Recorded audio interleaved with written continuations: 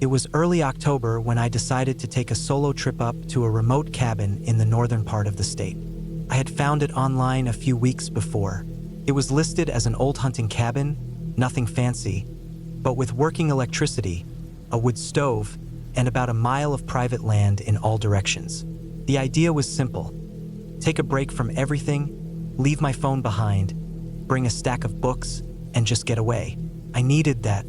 Work had been eating me alive, and I felt like my life was slowly being compressed into a never-ending series of deadlines and meetings. I needed space, air, and time. The drive up was long. The last stretch was a gravel road, more potholes than flat ground, and no signs or turnoffs for a good 20 miles. I passed nothing but trees and more trees.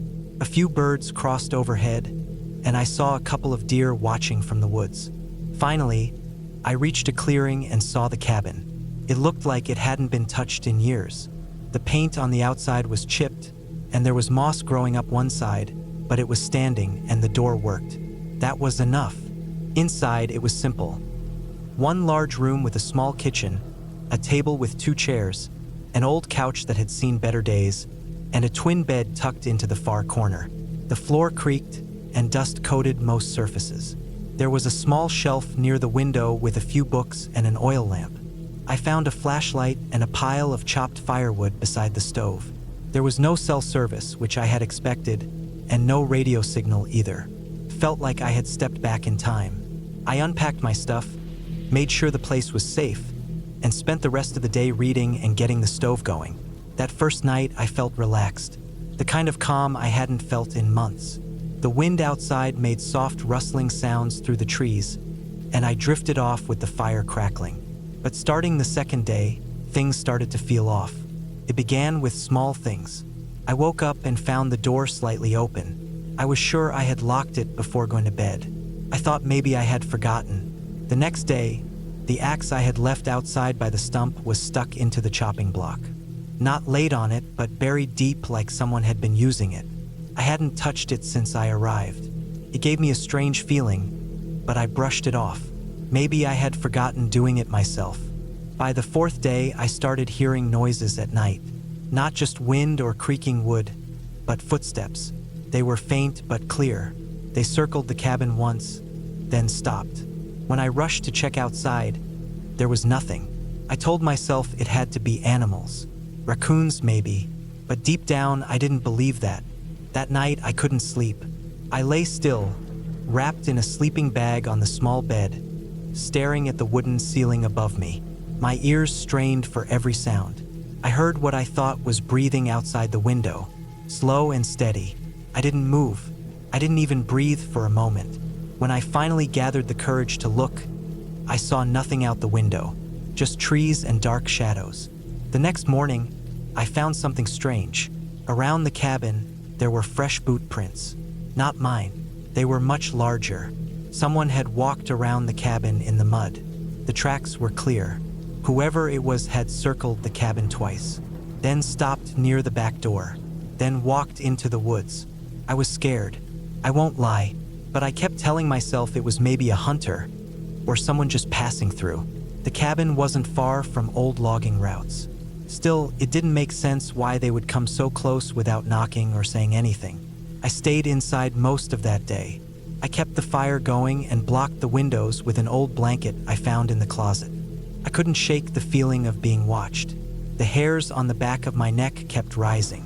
I kept thinking I saw movement in the woods, just at the edge of my vision, like something ducked behind a tree whenever I turned my head. That night, I didn't sleep at all. I kept the axe by my side and the flashlight within reach. I heard the footsteps again. This time, they were heavier, slower, like someone was dragging something. Then it stopped. Silence. I didn't look.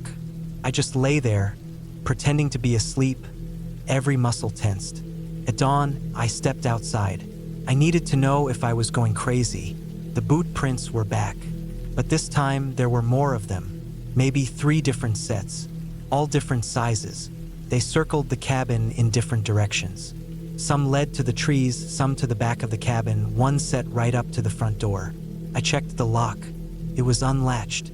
Again, I knew for sure I had locked it. I packed my stuff, I was ready to leave, but as I got into the car and tried to start it, nothing happened. The battery was dead. I had just used it a day before to drive into town for supplies. The dome light didn't even flicker. It was like the battery had been drained.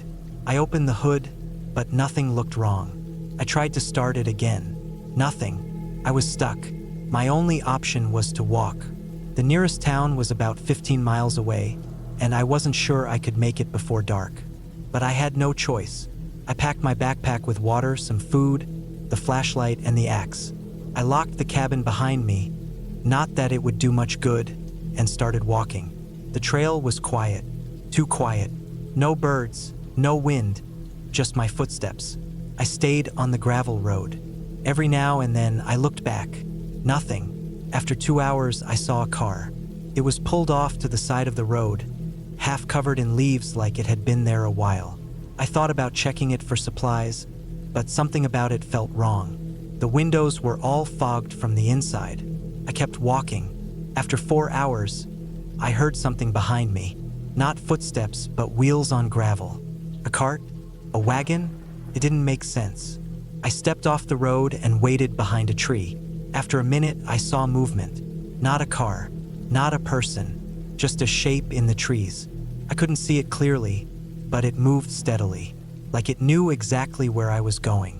I waited until it passed, then went back onto the road. I didn't stop. I walked until my feet hurt, until the sky turned gray and then darker. I was almost ready to give up when I saw lights. A small house just off the road. Smoke was rising from the chimney. I didn't knock. I didn't call out. I just sat on their porch until the owner came out, a middle-aged man with a rifle.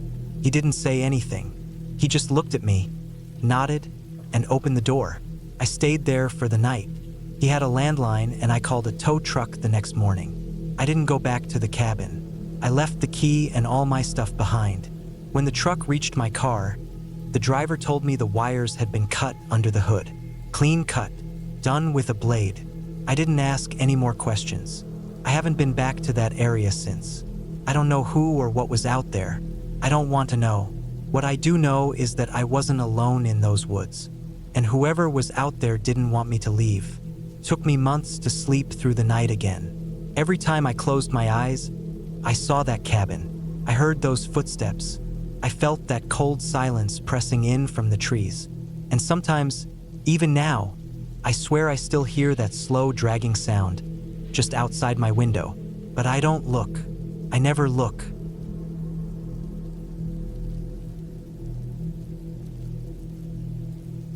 I had been working nonstop for years. Long hours, barely any weekends off, and when I finally burned out, I didn't want to see another person for a while. The constant noise of the city, the endless emails, the meetings, the phones. Everything felt like too much. I just wanted silence. Not the kind of silence where you still hear cars outside or neighbors through the walls. I wanted real silence, trees, wind, maybe the sound of a creek if I was lucky. I searched for something remote. Not one of those fancy vacation cabins that have Wi-Fi, hot tubs, and satellite TV. I wanted a real one, something with no neighbors, no reception, nothing around for miles. After a lot of digging through rental listings, I found it. It was an old logger's cabin in the woods of northern Montana. The listing said it had once been used by a forestry worker in the 70s. It had no running water, no electricity, and was about 12 miles down a decommissioned logging road that had since overgrown. The owner warned that I would need a 4-wheel drive and that once I got in, I'd be on my own. That's exactly what I wanted. I packed up everything I thought I'd need. Canned food, a good knife, first aid, a solar lantern, water jugs, firewood, a hatchet, sleeping bag, a small generator for emergencies, and a big power bank for my phone even though I figured it wouldn't get any signal out there. I brought a journal, too. I thought maybe I'd write something, or just clear my head. I drove 16 hours straight from where I lived in Colorado to the edge of the forest where the trail to the cabin began. The last town I passed was little more than a gas station and a diner. I filled up my tank and bought a few last-minute supplies. Batteries, protein bars, and an extra can of bear spray. When I turned off the highway onto the gravel logging road, it was already getting late in the afternoon. I drove slowly, weaving around potholes and fallen branches. After an hour or so, the gravel gave way to dirt, then dirt to grass. The road disappeared entirely near the end. I had to park and walk the last half-mile through thick woods. I followed the directions the owner emailed me, a handwritten map with arrows and tree markings. I was sweating by the time I saw the cabin. It was smaller than I expected. Just a one-room structure with a rusted tin roof, faded red paint peeling from the outside, and a porch that looked like it might collapse if I stepped on the wrong board. But it stood solid. The forest opened up just enough to let some sunlight through. There was a small fire pit out front, an old stump for chopping wood, and a broken-down outhouse a few yards away that looked like it hadn't been used in decades. I checked the inside. One cot, a small wood stove, shelves on the walls, and an old table with a cracked top. It smelled like dust and pine, but it was clean enough. The door had a bolt, and the windows had wooden shutters you could close from inside. It was perfect. That first night was peaceful. I made a fire, cooked a can of chili over the flames, and sat on the porch until it got too dark to see. The silence out there wasn't empty. It had life to it. The distant hoot of an owl, the wind through the trees, the occasional rustle of something moving through the underbrush. But there were no people, no cars, no buzzing electronics. Just me and the woods. I slept better than I had in months. The first few days were the same. I spent my time hiking, chopping wood, sitting by the fire, and writing in my journal. I made note of animals I saw, deer, a fox, and what I thought was a coyote one morning. I boiled water from a nearby creek to wash dishes and bathe. My phone never got signal, just like I figured, so I kept it off. It felt like I had stepped out of time. But after the third day, I started noticing small things that didn't feel right. The first was a tree near the trail I used to get water. On my second day, it looked normal. But on the fourth day, there were deep scratches down the bark. Long, parallel grooves about 6 feet off the ground. I thought it might be a bear, but the claw marks were strangely even, almost too clean. I told myself it was nothing. Maybe the bark had peeled naturally and I just hadn't noticed it before. Then, the next day, I found boot prints in the mud near the creek. Not mine. I always stepped carefully in the same spots, and I could see the clear pattern of a different tread. Bigger than mine, too. I stood there for a while, just staring at them. They led toward the creek, stopped at the edge, and disappeared. I looked around, listening. The woods were quiet. Too quiet. I went back to the cabin with an odd feeling crawling up my spine. That night, I bolted the door and closed the shutters for the first time. I didn't want to admit it, but I felt uneasy. I kept the hatchet next to the cot. The next morning, everything seemed normal again. But when I went to get water, I noticed something else.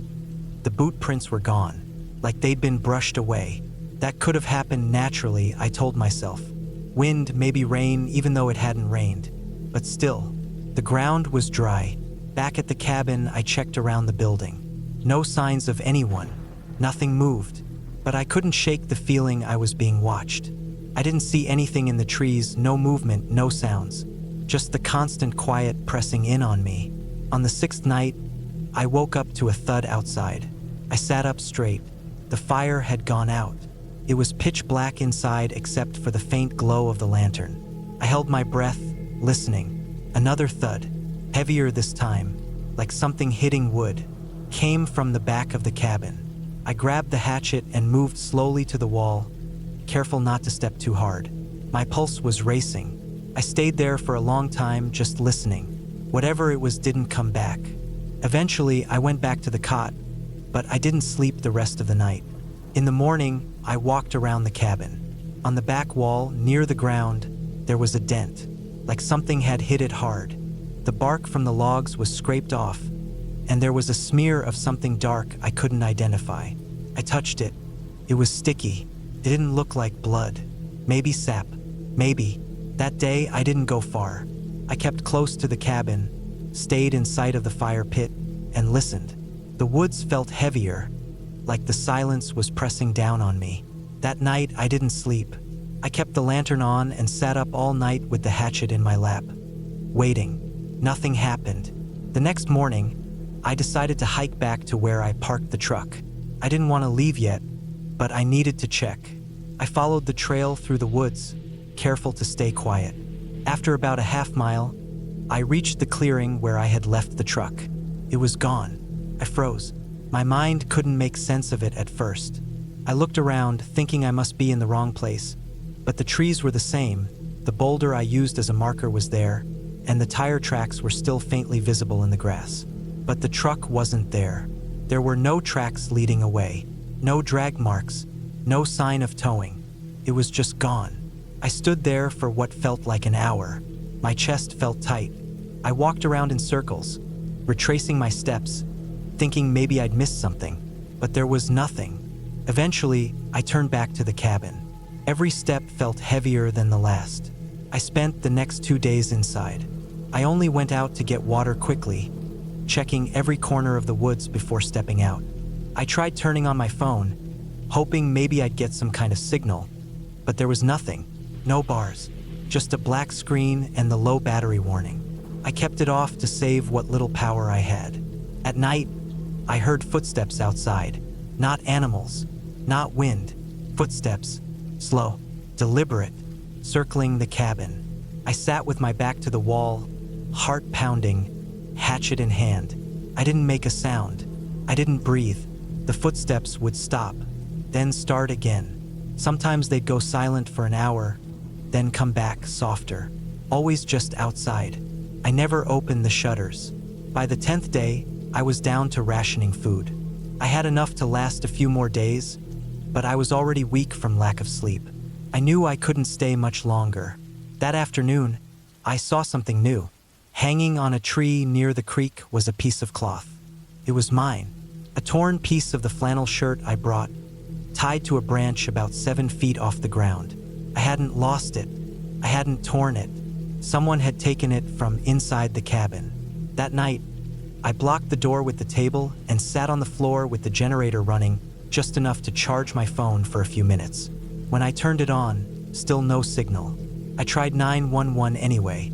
Nothing. Call failed. I turned it off again. That was the night I finally saw them. Around 3 in the morning, I heard the footsteps again. This time, they didn't stop.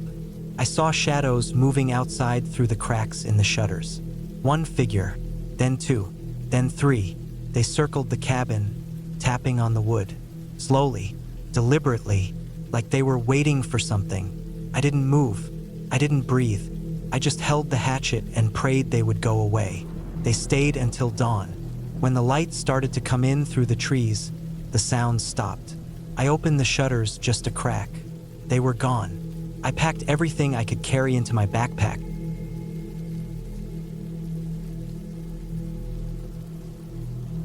It had been a rough year.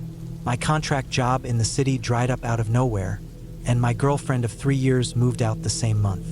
Things fell apart fast. I was stuck in a small apartment with paper-thin walls, and I couldn't hear myself think. Every day was noise. Sirens, traffic, shouting neighbors, doors slamming at all hours. I couldn't focus, couldn't sleep. I needed quiet badly. So, I booked a remote cabin I found through a small rental website. Not one of those big, fancy ones with hot tubs and Wi-Fi. This one was plain, small, off-grid. No cell signal, no power lines, no distractions. It was a single-room wood cabin with a wood-burning stove, an outhouse 50 feet away, and a lake a short hike down the hill. The place was 3 hours north, past all the small towns, up into the thick forest. That's exactly what I wanted, nothing around for miles. I packed up my old SUV and hit the road on a Tuesday morning. I brought everything I thought I'd need. Sleeping bag, camping stove, cooler full of food, flashlight, knife, small hatchet, solar lantern, journal, and a few books. The cabin had a bed frame and mattress, some kitchen basics, and a rain barrel outside. I planned to stay 4 nights. Just me, nature, and silence. The drive up was peaceful. No traffic, no pressure. Once I got off the main highway, it was gravel roads winding through dense woods. My GPS cut out somewhere past a logging road, but I had printed directions. The last part of the road was little more than 2 tire tracks in the grass, with brush smacking the sides of my SUV. Then I saw it. Tucked behind tall trees, The cabin stood like it had been forgotten by the world. It was simple and square, built from gray wood weathered by time. One door, one small window beside it. A thin path led to the lake below. The air was clean and still. No noise, no wind, just the sound of birds and the crunch of gravel under my boots. Inside was even simpler. A twin bed with a faded wool blanket. A table with 2 chairs. A wood stove and a shelf with old pots, a kettle, and matches. A single cabinet held canned food someone must have left. Everything smelled like pine and ash. It was colder than I expected, but I had layers. After unpacking, I sat on the porch and listened to the woods. It was exactly what I needed. That first evening, I cooked over my camp stove and sat by the lake until the sun dipped low. No bugs, no people, just the deep blue sky turning black and the water reflecting the stars. I slept better that night than I had in months. The next day was more of the same, peaceful. I hiked around the lake, found a beaver dam, took photos of mushrooms growing from old stumps. I made a fire in the stove that night, wrote a few pages in my journal, and dozed off early. It was the 3rd day when things started to feel off. It began with something small. I'd gone out to chop a bit of firewood from the pile behind the cabin. The logs were stacked neatly when I arrived, but now the top rows were scattered. Some were knocked down, not just fallen, but like someone had kicked or thrown them. I figured maybe a raccoon had climbed on the stack and knocked it loose, or a deer had passed through. I picked them up and res-tacked them.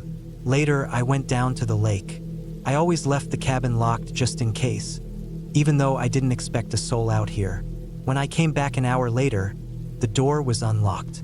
I stood there for a moment, staring at the knob. I always double-checked it before leaving. Always. Inside, nothing seemed stolen. My bag was still on the bed. Food was untouched. But the solar lantern I'd left on the table was now sitting by the window. Not knocked over, not fallen, placed facing outward. I felt something in my gut that I couldn't explain. I looked out the window, scanning the trees. Nothing, but my skin prickled. Something felt wrong. That night, I kept the hatchet close. I slept lightly, listening to the night sounds, trying not to think about it. I told myself I was just being paranoid, that I was unused to this kind of silence. I finally drifted off sometime after midnight. Then came the tapping. It was soft, slow, just 3 taps. I opened my eyes, heart pounding. At first, I thought it was a dream, but then it happened again. 3 slow, quiet taps. Asterisk tap, tap, tap asterisk, on the window beside the door. I didn't move. My hand crept under the blanket and gripped the handle of the hatchet. I lay there, breathing shallow. Another set of taps. Not loud, not rushed, deliberate, like someone wanted me to know they were there, but didn't want to break the glass. I finally got up, slowly, and crept to the window. The curtain was thin. My fingers trembled as I pulled it back just enough to look through. No one. I waited. Nothing. The trees were still. No wind. No movement. I didn't sleep again that night. The next morning, I walked around the cabin. I looked for tracks, signs of anyone. The ground was soft from last week's rain. I found one print in the mud near the window. A boot print, not mine. The tread was different, deeper. That's when I knew for sure. I wasn't alone. I thought about packing up and leaving, but part of me said maybe it was just a hiker who got lost. Maybe someone passed through and saw the cabin and got curious. I tried to be logical, but then the nights kept getting worse. That evening, I brought everything inside. Hatchet, lantern, bag, everything. I kept the stove lit, hoping the smoke would make anyone think twice about bothering me. I didn't light the lantern. I didn't want to be seen. Around 1 a.m., I heard it again. The tapping. This time, it was faster. Asterisk, tap, tap, tap, tap, asterisk. Then silence. Then the doorknob rattled. I froze. It wasn't just a curious stranger. Whoever was out there wanted in. I moved slowly, held my breath, pressed my back against the door, hatchet in hand. I heard nothing for 10 long minutes.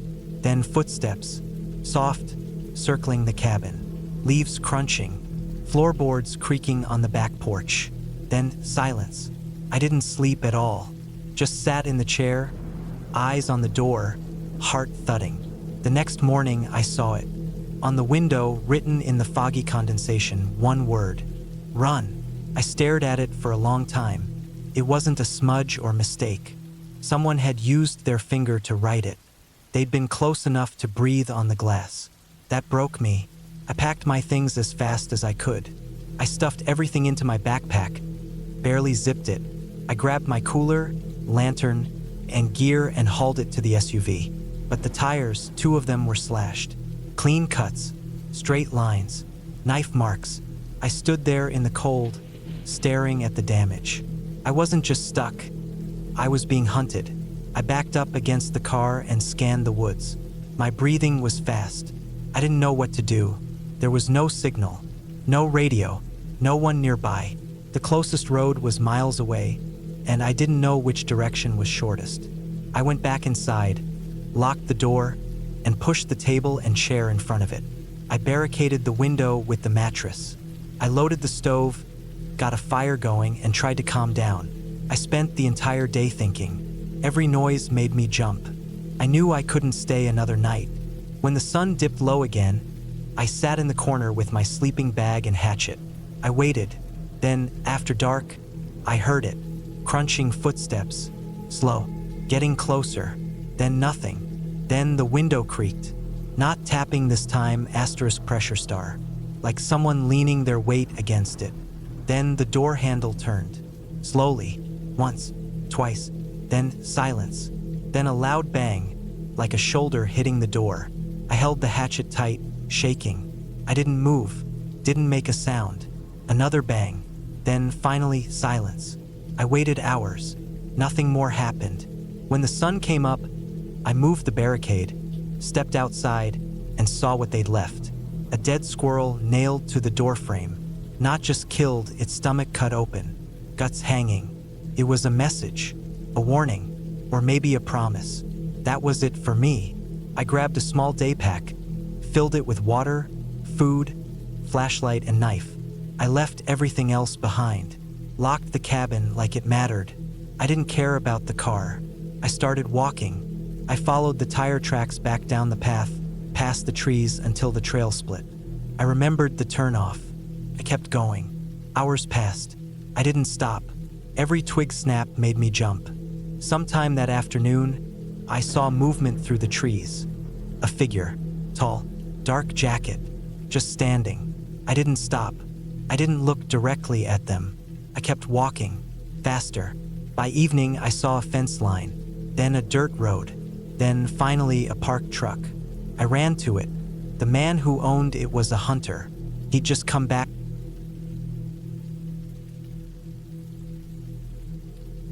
I needed to get away from everything. That's what I told myself when I booked the cabin. The noise of the city had been grinding on me for months. Horns, sirens, neighbors slamming doors at 3 a.m., people yelling outside the window. I couldn't focus on anything. My job wasn't the issue. I worked from home as a freelance editor. It was the clutter in my head that became unbearable. I'd been thinking about writing a novel for years. I started it 5 times and deleted it each time. I figured if I could just find somewhere quiet, somewhere deep in nature, far away from distractions, I could finally finish the first draft. So I searched for remote cabins online and came across one listed on a lesser-known site. It was off the grid, about a 4-hour drive from the nearest city, near the edge of a national forest. No Wi-Fi, no phone signal, no neighbors for miles. It sounded perfect. When I arrived, the sun was starting to go down. The road leading to the cabin turned from asphalt to gravel to dirt. The trees got thicker, taller. I hadn't passed another car for nearly an hour. The silence was total. No birdsong, no wind, just the crunch of tires on dry leaves. The cabin sat at the end of a long trail, hidden behind thick brush and trees. It was smaller than I expected. 1 story, dark wood, a single front porch light that flickered when I turned it on. Inside, there was a small living room with a couch and a wood-burning stove, a kitchen with an old fridge and stove, a bathroom with only a shower and 1 bedroom. No TV, no clocks, no microwave. just a small table near the window where I planned to write. I unpacked, made a sandwich, and lit a fire in the stove. That night, I sat at the table with my laptop, surrounded by total darkness outside the windows.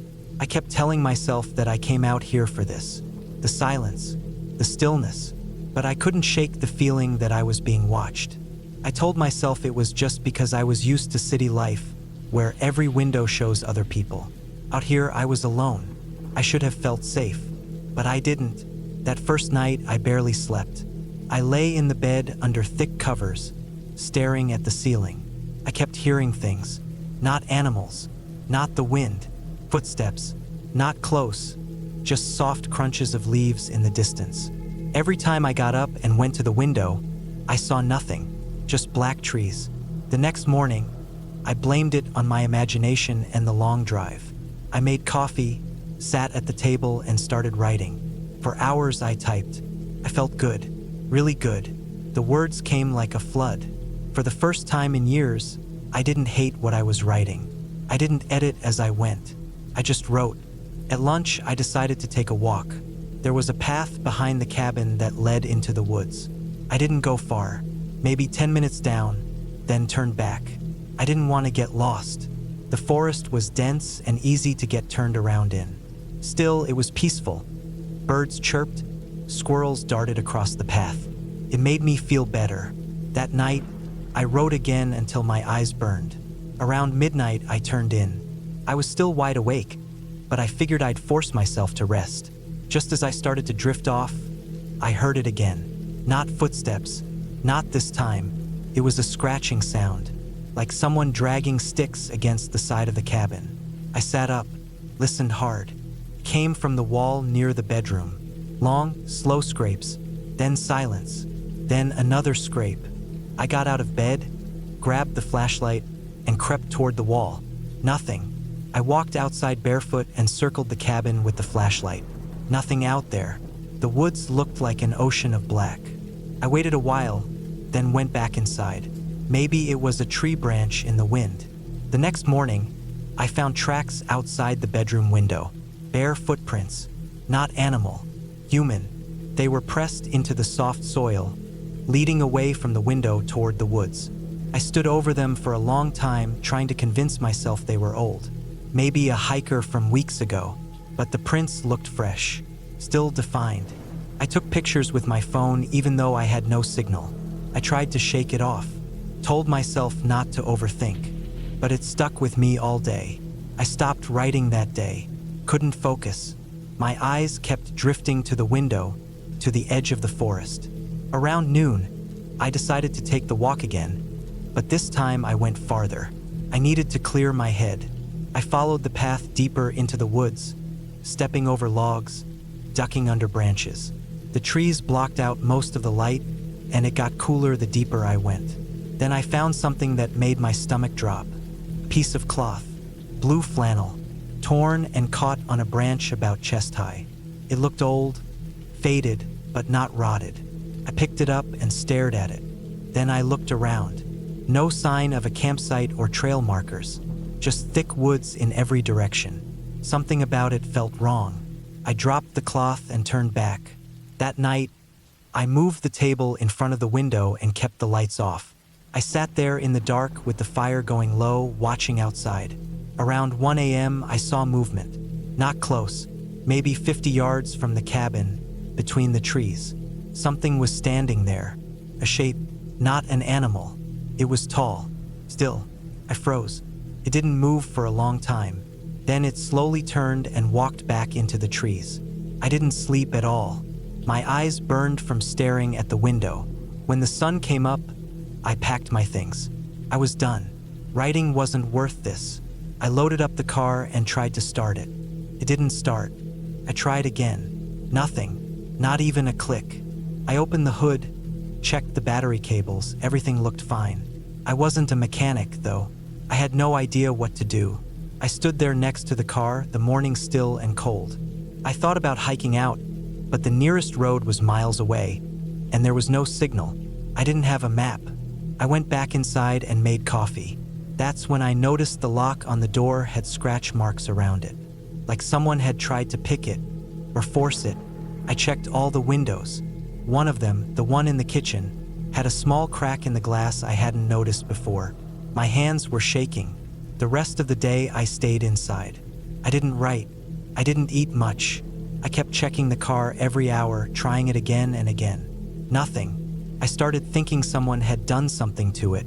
Someone didn't want me leaving. That night, I dragged the couch in front of the front door and brought the fire poker to bed with me.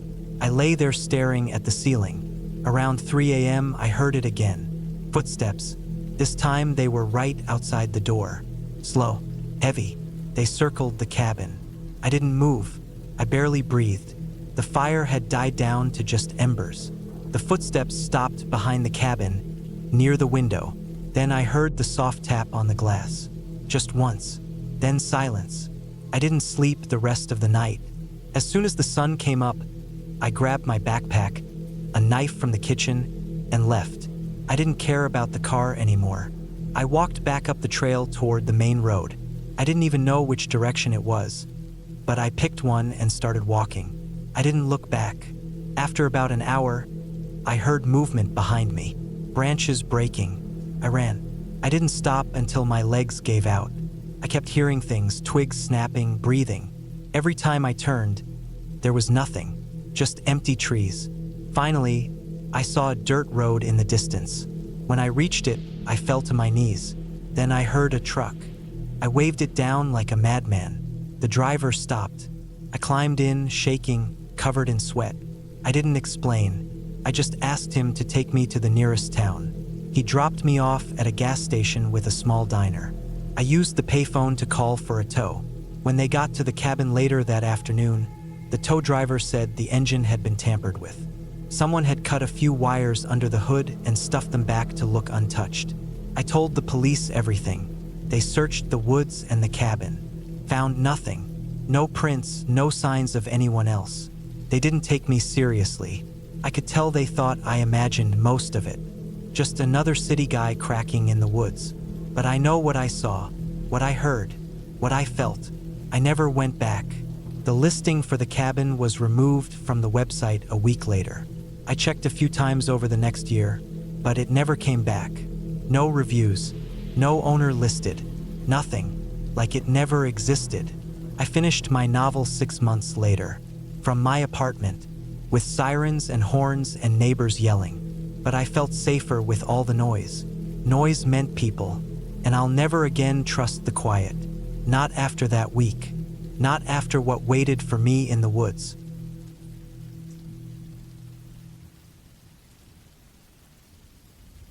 I was 31 the year I rented a remote cabin deep in the Colorado Rockies.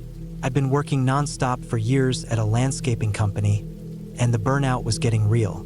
My sleep was trash, my back was wrecked, and I'd started feeling like a machine, just running job to job. One of my clients mentioned owning a cabin they barely used anymore, and they offered it to me for a month, cheap. No Wi-Fi, no phone signal, and miles away from the nearest town. Sounded perfect. I packed basic supplies, mostly canned food, tools, firewood, bottled water, and enough batteries to light up the mountainside. I also packed my old hunting rifle just in case, though I didn't plan on using it. I wasn't really into hunting, but in a place that isolated, it felt stupid to go in completely unarmed.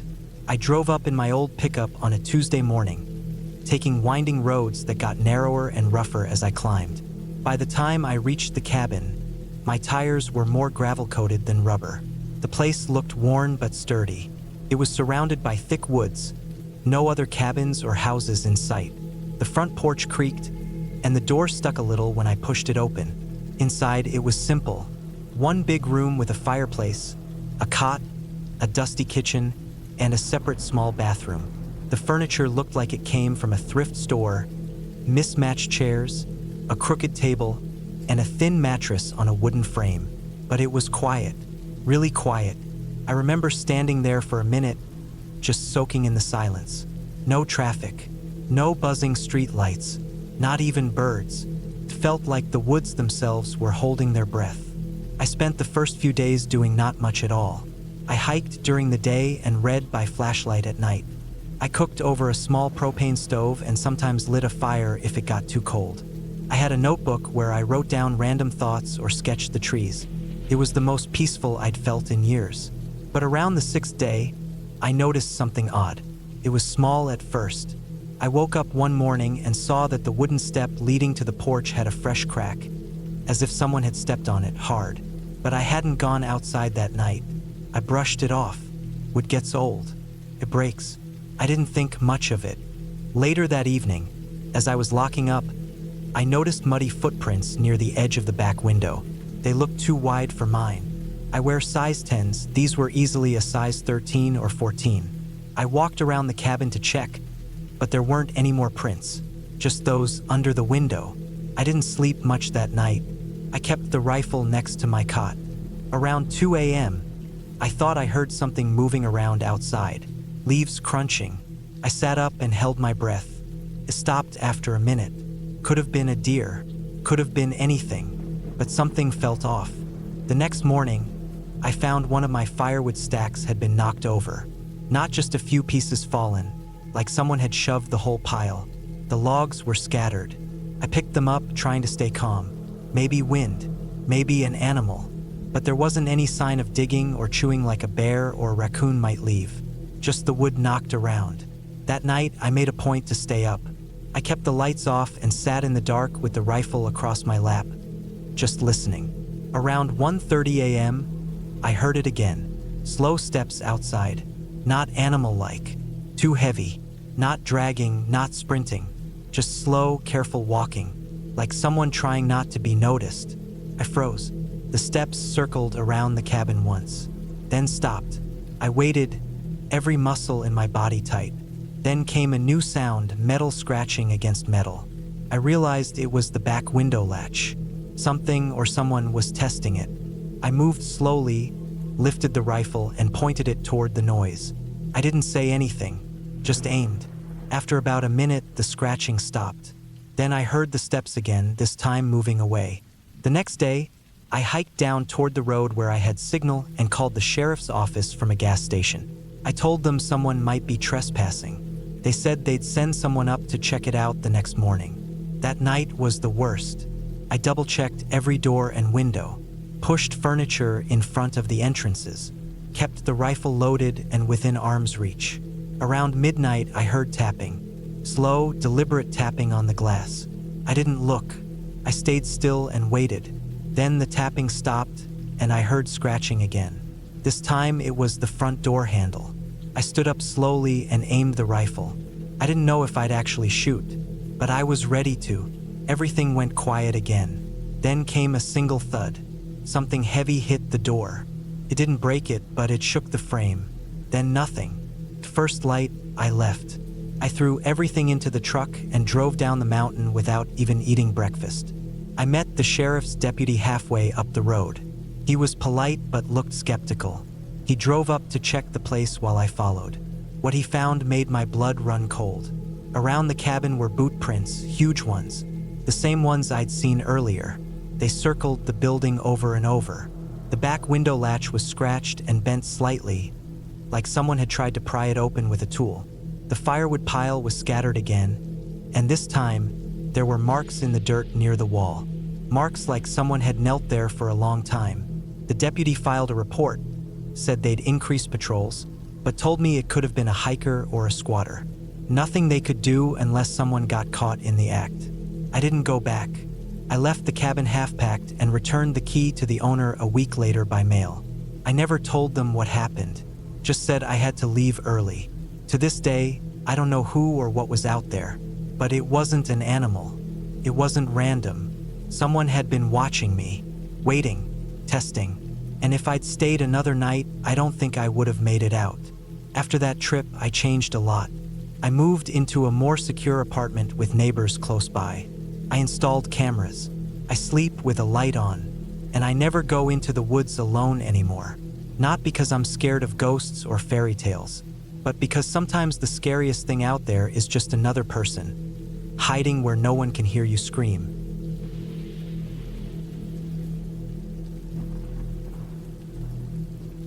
I needed to get away from everything for a while. It wasn't anything dramatic, just the usual buildup of stress from work, from the city, from people. Life had been feeling too loud. I wanted somewhere quiet, somewhere far from cell towers and streetlights and deadlines. A friend of mine had once told me about a cabin in northern Michigan that belonged to his cousin. It was old but solid, remote but stocked. The cousin didn't visit anymore and said I could use it for a few weeks if I wanted. All I had to do was bring food and respect the place. I packed up everything I thought I'd need. Clothes, canned food, rice, beans, water, some propane for cooking, a sleeping bag, flashlight, batteries, a knife, a basic toolkit, first aid kit, and a couple of books I'd been meaning to read. I also brought a notepad and some pencils. I figured I'd do some writing, clear my head. The drive was long, nearly 10 hours from where I lived. Once I left the main road, I had to go another hour down a dirt path that looked like it hadn't seen a tire in years. Pine trees thick as walls on both sides. I slowed to a crawl so I wouldn't bottom out. When I finally pulled up to the cabin, it was just about sunset. The air was sharp and cool. Late October. The leaves were past their peak but still clung in patches of red and yellow. I remember stepping out and hearing nothing but wind. The cabin was one floor, built of dark wood with a small porch out front and a rusted tin roof. There was a narrow shed about 20 feet off to the side and an outhouse even further back, barely visible through the trees. The front door creaked as I opened it. Inside smelled like old wood and dust, maybe a trace of mold. Not strong, just a faint, musty presence. The place had one main room with a wood stove in the corner, a cot, and a table. There was a little side room with a broken-down fridge and counter. No running water. The windows were small with yellowed curtains. Everything was as described. I set up my sleeping bag on the cot and unpacked what I needed. The sun dipped fast, and by the time I got my little propane lantern going, it was dark, pitch black outside. I ate cold beans from the can and stared at the wall.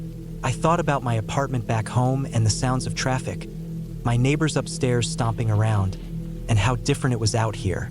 That night, I slept surprisingly well. No sirens, no streetlights bleeding through curtains, no buzzing electronics. Just darkness and the occasional rustle of wind through the trees. The air was cold, but my sleeping bag kept me warm enough. I didn't dream, just deep, still sleep. The next morning, I walked the perimeter of the place. The trees circled the cabin like a fence. The clearing it sat in wasn't big, maybe 100 feet across in either direction. Beyond that, the woods thickened fast. I found a small trail behind the outhouse. It was narrow and almost overgrown, like it hadn't been used in a long time. I followed it a little way just out of curiosity. About 30 yards in, I saw what looked like faint tire tracks in the dirt. Not new, faded, maybe from a small off-road vehicle or an old ATV. I made a mental note of it and turned back. I didn't feel like wandering too far yet. I wanted to settle into the routine first. The next couple of days were quiet. I'd wake up at dawn, boil water on the little stove, drink instant coffee, and then sit on the porch and watch the forest. Sometimes I wrote, sometimes I read. I cooked rice or beans or ate granola bars. I didn't see a single person. No animals either, which I thought was odd. No deer, no squirrels, not even birds. The woods felt heavy. Not dangerous, but still, like they were watching. On the fourth day, I heard something at night. It wasn't loud. A soft thump. Then another. I sat up in the cot and listened. The sound came again, from the woods behind the cabin. Two soft, measured thumps, like someone stepping onto a log. Then nothing. I waited for more, but it went quiet. I told myself it could have been a tree branch falling, maybe a raccoon, and eventually fell back asleep. The next morning, I checked around back. I didn't see anything out of place. But when I looked down the narrow trail again, I noticed something new. A shoe print, deep in the mud. It looked recent, not older than a day or two. Too big for mine. Wider too. Like a man's work boot. I didn't like that.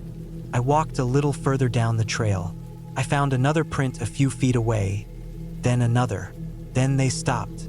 Just ended like whoever it was had stepped off the trail and disappeared into the woods. No path, no trampled brush. It didn't make sense. I stood there, listening. The The forest was dead quiet. I went back to the cabin and kept the axe close the rest of the day. That night, I didn't sleep as well. Every creak of the wood, every shift of wind outside, made me tense. Around 3 a.m., I woke up suddenly, not to a sound, but to a feeling, like something was wrong. I got up and stood by the window, pulling the curtain just an inch to look out. My breath fogged the glass. I couldn't see much, just the dark shape of the trees. Then I saw movement, something low to the ground, fast. It darted between the trees near the shed. Not a deer, too small, too fast. I waited, eyes locked on that space. Nothing more moved. I stood there for 10 minutes, maybe more, then finally went back to bed, heart pounding. The next morning, I went to the shed. The door was closed, but the old padlock that had been hanging from the latch was gone. Just gone. I searched the ground and found it a few feet away, like it had been yanked off and tossed. Inside the shed were old tools, rusted nails, coiled wire, a couple of oil cans. Nothing that looked useful or missing, but the lock was broken. That was enough. I debated leaving that day, but part of me didn't want to be scared off. Maybe it was some drifter passing through. Maybe someone had camped in the woods and was just curious. I told myself that over and over. Still, I carried the axe with me every time I stepped outside now, and I didn't walk down the trail again. On the 7th night, I woke up to the sound of something tapping on the wall. Not scratching, not knocking, tapping. 3 taps, slow, steady, right at the base of the wall near the floor. I sat up and held my breath. I thought maybe it was an animal, but the taps didn't move. They were too steady. I got up, careful not to make noise, and crouched near the corner of the room. I held the axe, waiting. Then the taps stopped. I stayed awake until the sky began to turn gray. That morning, I walked the whole perimeter again. I checked the walls, the windows, the trees nearby. That's when I saw the footprints again. Not behind the cabin this time. In front, right near the porch steps. One set, big boots. They came from the woods, stopped at the base of the steps, then turned and went back the way they came. No other prints. No sign of who it was. I felt watched all day. I kept the fire going, even though it wasn't that cold. I wanted the smoke. I wanted the noise. I didn't write. I didn't read. I sat with my back to the wall, facing the door all day. That night, I barely slept. I kept the lantern on. Every time I started to drift off, I thought I heard something. A twig snap, a breath near the window, a creak in the boards. I kept seeing shapes that weren't there. By morning, I decided I'd leave early. I started packing up what I could. I filled my backpack and loaded the car with my gear. The plan was to stay 2 weeks, but I didn't care anymore. I just wanted out. As I did a final walk around the cabin, I noticed something strange again. The outhouse door was open. I hadn't used it since the 2nd day. I always closed it. I walked up slowly. The inside was empty, nothing unusual, but the air smelled strange, like old sweat and dirt. I backed away and went back to the cabin. When I returned, the front door was ajar. I had shut it. I was sure of it. I walked in slowly, axe raised. The inside looked normal. Nothing moved. Nothing seemed touched. But on the cot, where I had laid out my sleeping bag just 20 minutes earlier, there was a small item. A key. It wasn't mine. It was an old-looking metal key, long and thin, with no tag. I checked my bag. My car keys were still there. This was something else. I didn't touch it. I backed out, closed the door, and left it behind. I got in my car and started driving. I didn't stop until I reached a gas station 2 hours south. I didn't tell anyone about it at first. I just went home, unpacked, and tried to forget about the cabin. A week later, out of curiosity, I called my friend and asked him to check with his cousin about the place. He texted back the next day. His cousin said he sold the cabin 5 years ago. Said no one should have been up there. I don't know who I stayed near. I don't know who or what was in those woods with me. But I know one thing for sure. I will never go back.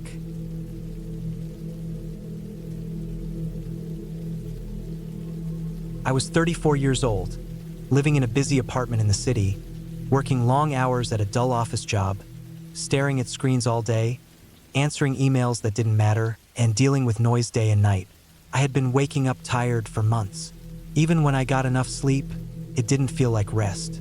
I needed quiet, real quiet, so I started looking at places I could rent, something remote. Not a luxury vacation or a beach resort, just something out in nature, somewhere I could clear my head. That's when I found the cabin listing. It was buried deep on a website that wasn't very popular anymore. An old hunting cabin in the mountains of northern Idaho. There were only a few pictures. A wooden cabin, a fireplace, a small kitchen, and thick pine trees all around it. The owner had posted it for cheap, warning that there was no running water, no Wi-Fi, and no cell service. They said it wasn't meant for comfort, more like an escape. That sounded perfect to me. I packed up my car with food, water jugs, a sleeping bag, warm clothes, and a few notebooks. I left early on a Friday morning. The drive took about 10 hours from where I lived, and the last 2 hours were up winding mountain roads where I didn't see another car. The further I got from the city, the better I felt. I was excited. The sky looked cleaner. The air smelled sharp, like pine and dry leaves. When I finally got there, the sun was dropping low, casting long shadows across the gravel path. The cabin was just like the pictures.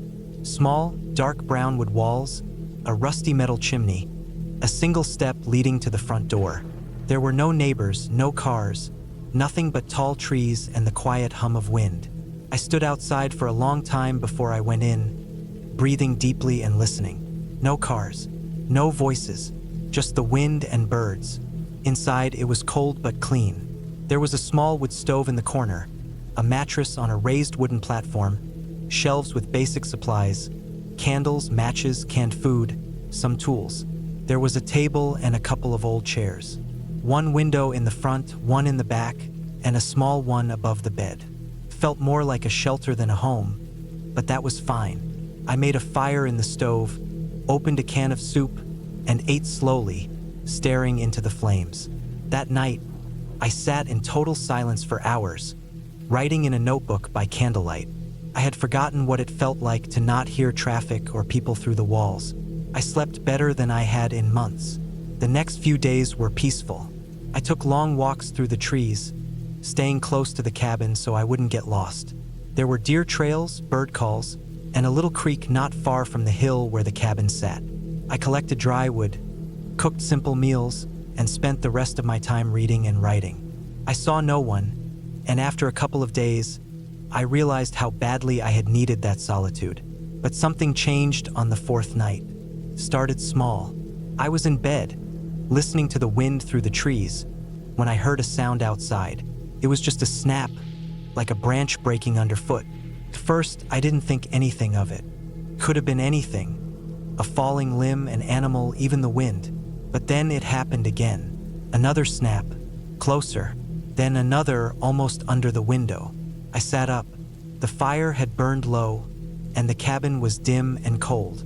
I held still, listening. More footsteps, slow, careful, crunching dead leaves outside the front window. I knew the sound of animals walking, quick, random, light, but this was heavier, more even, like a person. I didn't move. I just sat there, heart pounding. I had no cell service, no phone that worked out here, no neighbors, just me. I listened as the footsteps moved around the cabin, slow and steady, like someone circling it. There was a long pause, and then I heard one sharp thump on the back wall. Then nothing. I stayed awake until dawn, staring at the ceiling, breathing quietly. When the light came through the window, I got up slowly and opened the front door. I walked the full perimeter of the cabin. There were no footprints I could see, but the ground was mostly dry leaves and hard-packed dirt, not soft enough for clear prints. Still, I saw some places where the leaves looked disturbed, like they had been moved by something or someone. I told myself it was probably just a deer, maybe even a bear, though bears didn't usually circle buildings like that. Either way, I stayed close to the cabin that day. I kept the fire going and sharpened the old hatchet I had found in the tool shelf. I tried not to let it bother me, but the piece I'd felt before was cracked now, like a glass that had been chipped. I couldn't fully relax. That night, I brought the hatchet to bed with me. I didn't sleep much. Every time the wind picked up or I heard something creak, I froze. But the night passed without anything strange. The next day was cloudy. The forest felt different, still but not calm, like something was holding its breath.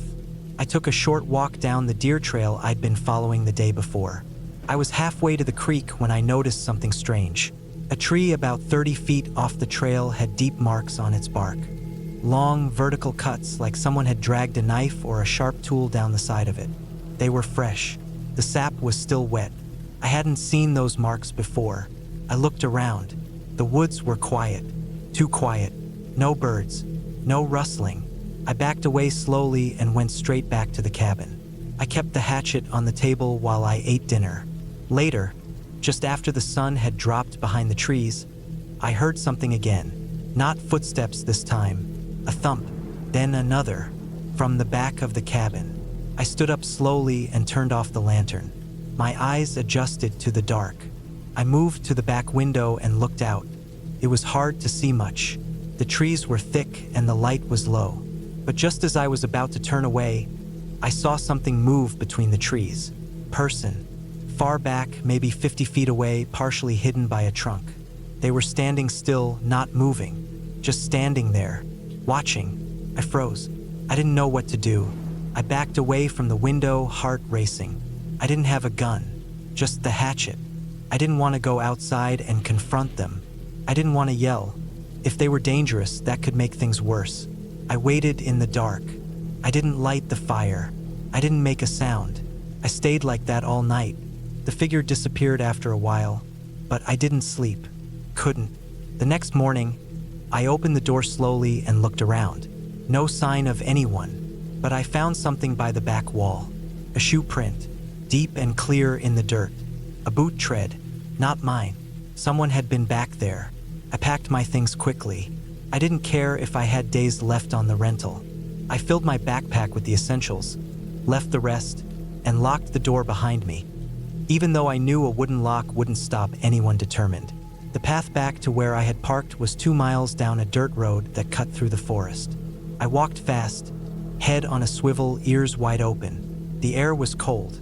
My hands gripped the hatchet tightly. I didn't see anyone, but every now and then, I thought I heard something behind me. A soft crunch, a rustle. I didn't stop. When I finally reached the car, I felt a wave of relief.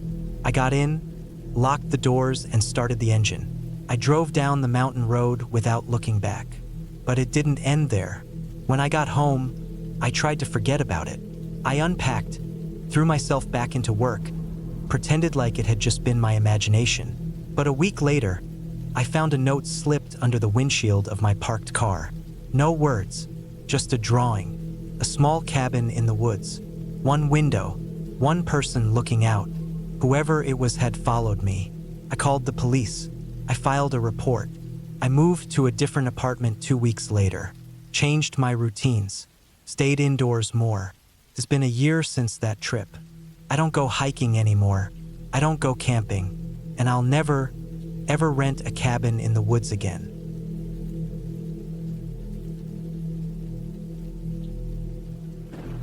It was late October when I decided to spend a week alone in a cabin deep in the northern woods of Michigan. I needed space. Space away from city noise, away from work stress, away from everything. My job in construction had worn me thin. I'd been sleeping bad, eating worse, and feeling like my days were all blending together. When my uncle told me about a small, off-the-grid cabin he used to visit as a younger man, I jumped at the chance. He said it hadn't been used in years, but it should still be standing, and I could stay there if I wanted. All I needed was a key, some supplies, and to follow the dirt road that led through the forest. The drive took me nearly 6 hours. Once I left the last town behind, the road turned to gravel, then dirt, and the woods thickened.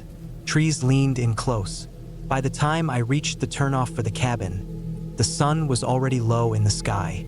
I parked the truck near a rusted chain strung between 2 old posts.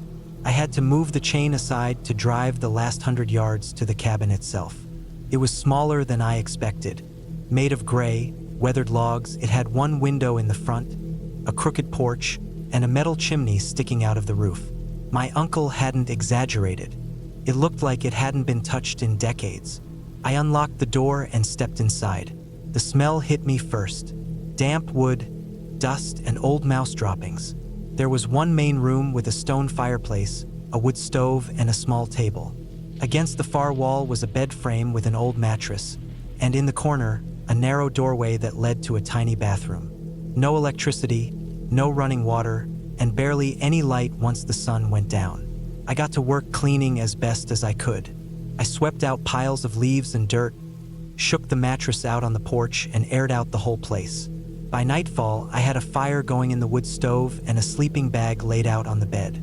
I ate a can of chili by lantern light and crawled into the bag, feeling the kind of silence I hadn't experienced in years. It was total. No engines, no hums, not even the sound of wind. The first night passed quietly. I woke up to a cold cabin and the creak of old wood expanding. I made coffee on the stove and spent the morning walking the area around the cabin. The trees were thick with no trails or paths. I marked a few trees with orange tape so I wouldn't get lost and followed a small creek for about half a mile before heading back. It was peaceful. That evening, I chopped some wood from a pile out back and sat by the fire with a book. Things didn't get weird until the third night.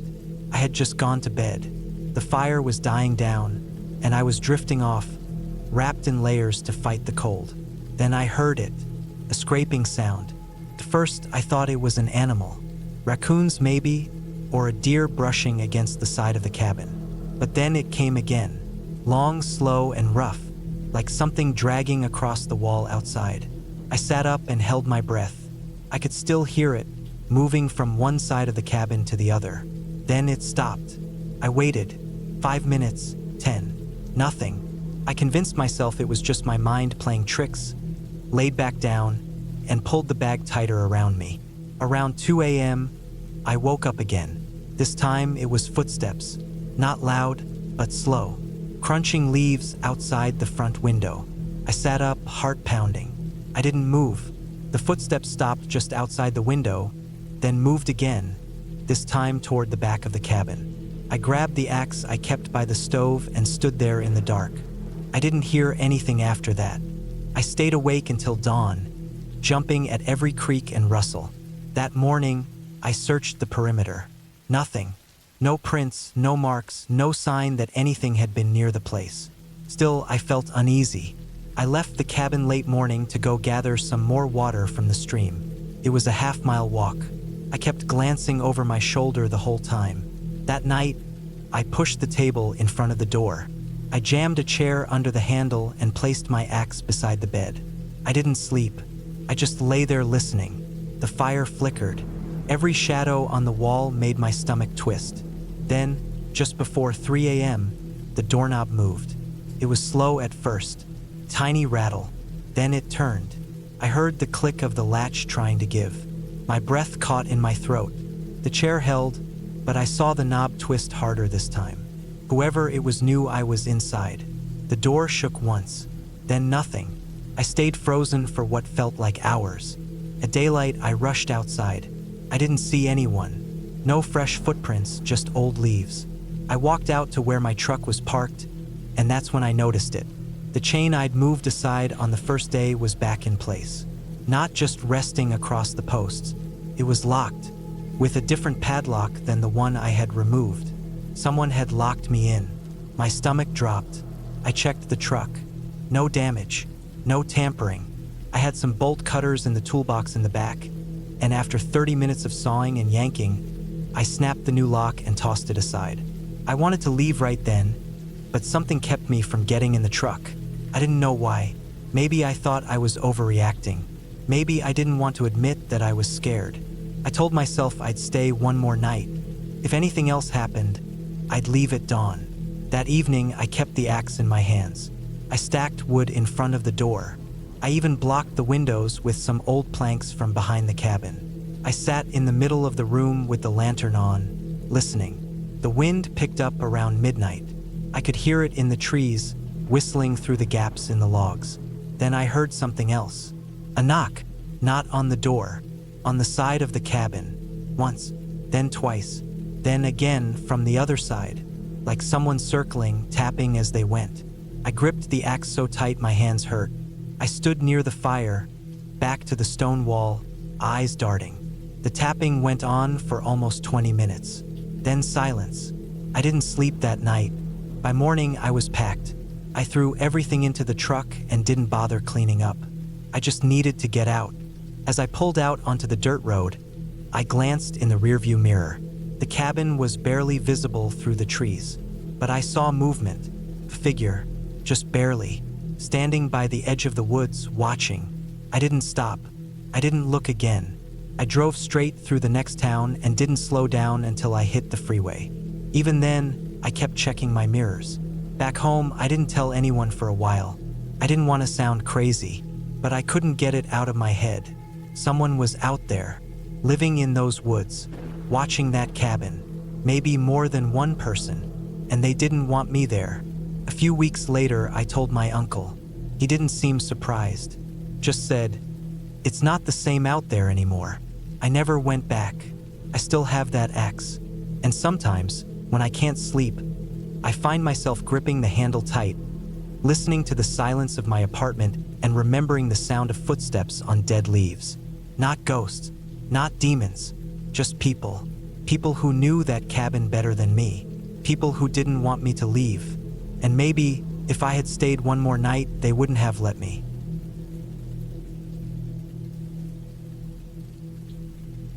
It started with a break I thought I needed.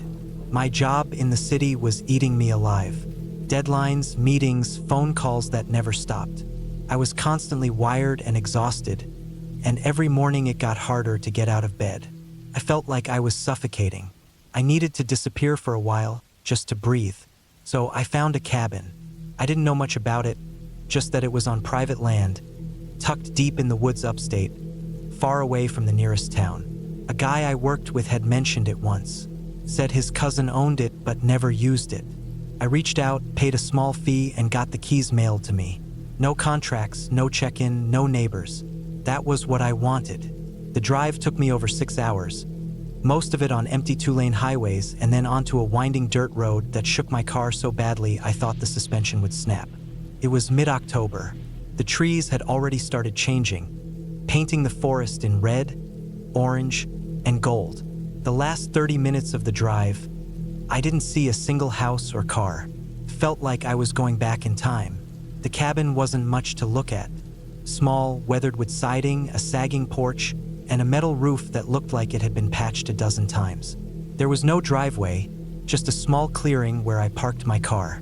I had no cell service the moment I turned off the main road. Total silence except for the wind and the crunch of dead leaves under my boots. Inside, it was basic. A kitchen with old appliances, a fireplace, a couch, a small bedroom, and a bathroom that smelled like damp earth. No TV, no radio, just 4 walls and the woods. It was exactly what I wanted. I unpacked my bags, stacked some firewood by the door, and settled in. I told myself I would stay for a week.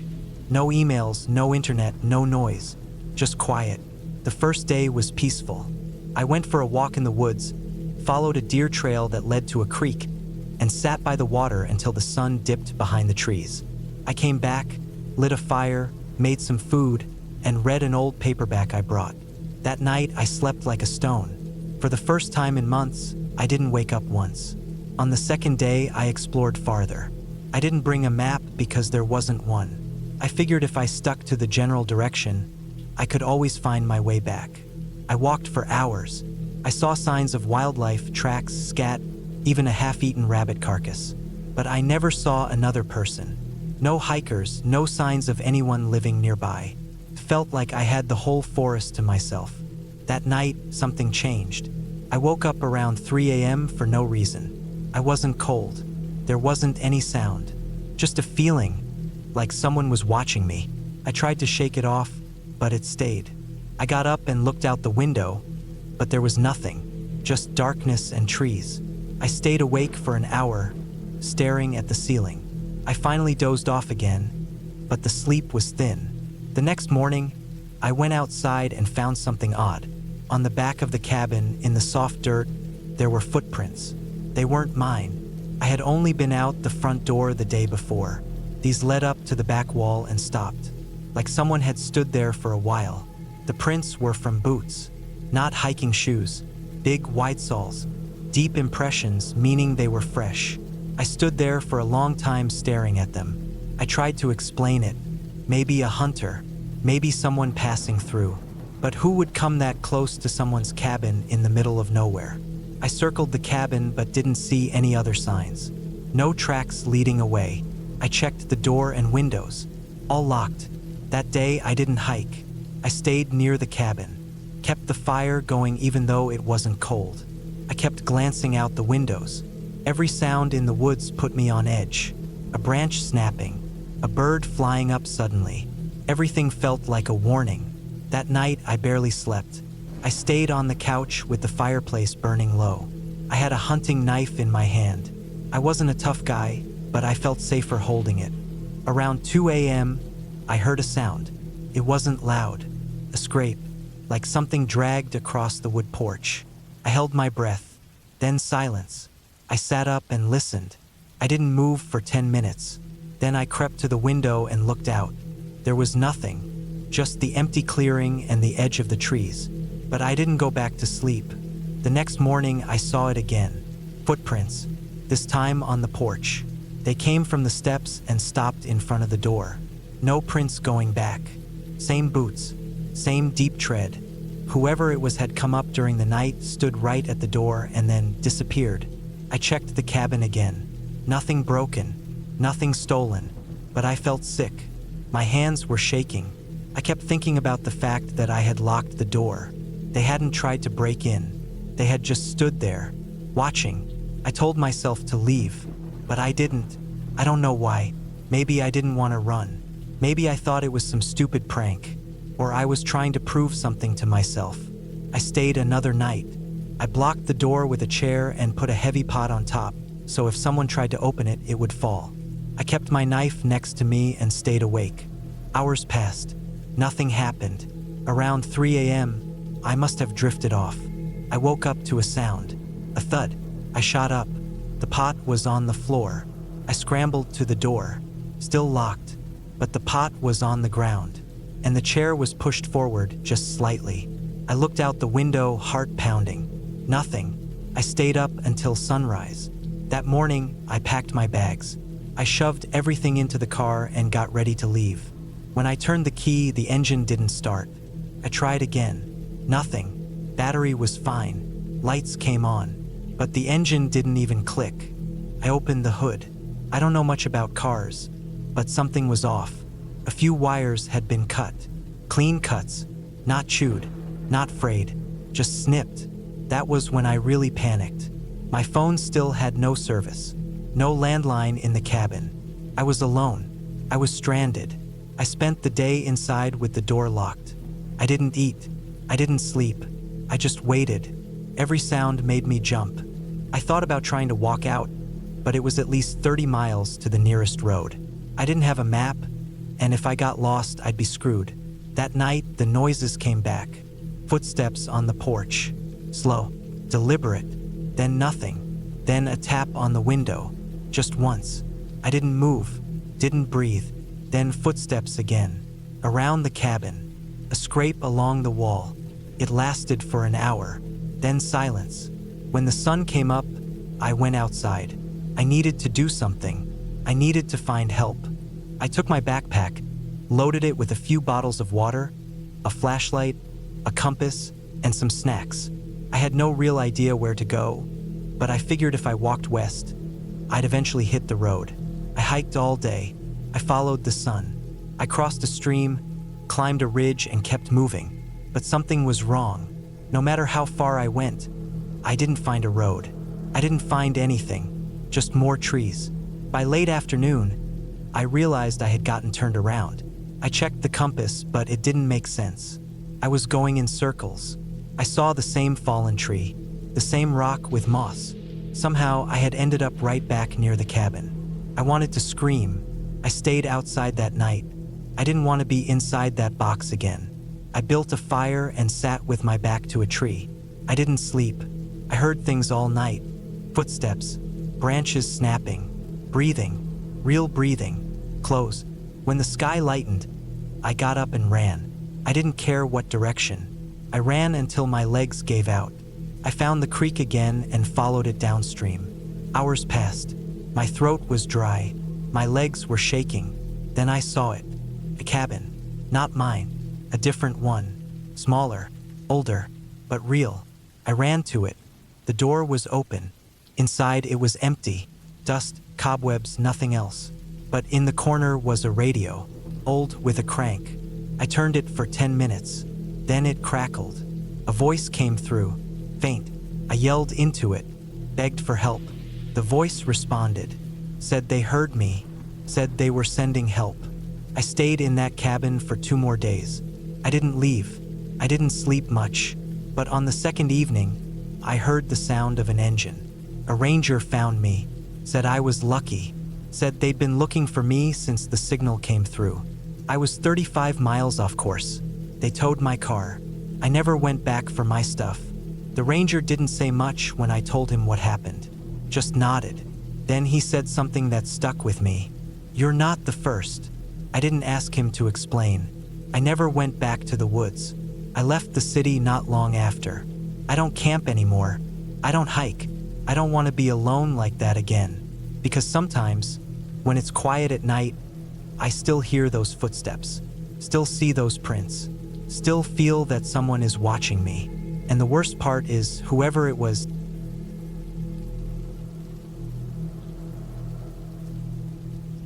I rented the cabin because I needed a break from everything. Work was overwhelming, the city felt too loud, and I hadn't had a proper vacation in years. I found the listing on a site for remote getaways. The photos showed a simple wooden cabin tucked deep in the forest of northern Idaho. No nearby neighbors, no Wi-Fi, no phone signal. Just tall pine trees, silence, and solitude. Sounded perfect. I drove up in early October, just as the trees were turning orange and red. The last stretch of the drive was a narrow dirt road that wound up the side of a hill. It was rough and bumpy, full of rocks and potholes, but I made it up slowly. The air got colder the higher I went. My car thermometer showed 41 degrees when I finally parked in front of the cabin. The place looked smaller than the photos, but it was solid and clean. A small front porch, one window on each side, and a chimney that puffed out a thin stream of smoke. I had to unlock a padlock on the front door, which was stiff from years of exposure. The key had been mailed to me in advance. The inside smelled like old wood and ash. There was a fireplace, a small kitchen area with a propane stove, a table with 2 chairs, a narrow bed, and a shelf with some books and board games. A solar-powered battery unit near the door provided some basic electricity. No running water, but there was a rain barrel and a manual pump outside. I unpacked, lit a fire in the stove, and made myself some soup from a can. Then I sat on the porch, listening to the wind in the trees. I hadn't heard silence like that in years. No cars, no voices, no buzzing from electronics. Just the rustling of branches and the occasional creak from the trees swaying. That first night was peaceful. I read a bit from a book I brought, made some tea, and went to bed early. The bed was hard, but I was tired from the long drive. I slept deeply. The second day, I explored the area.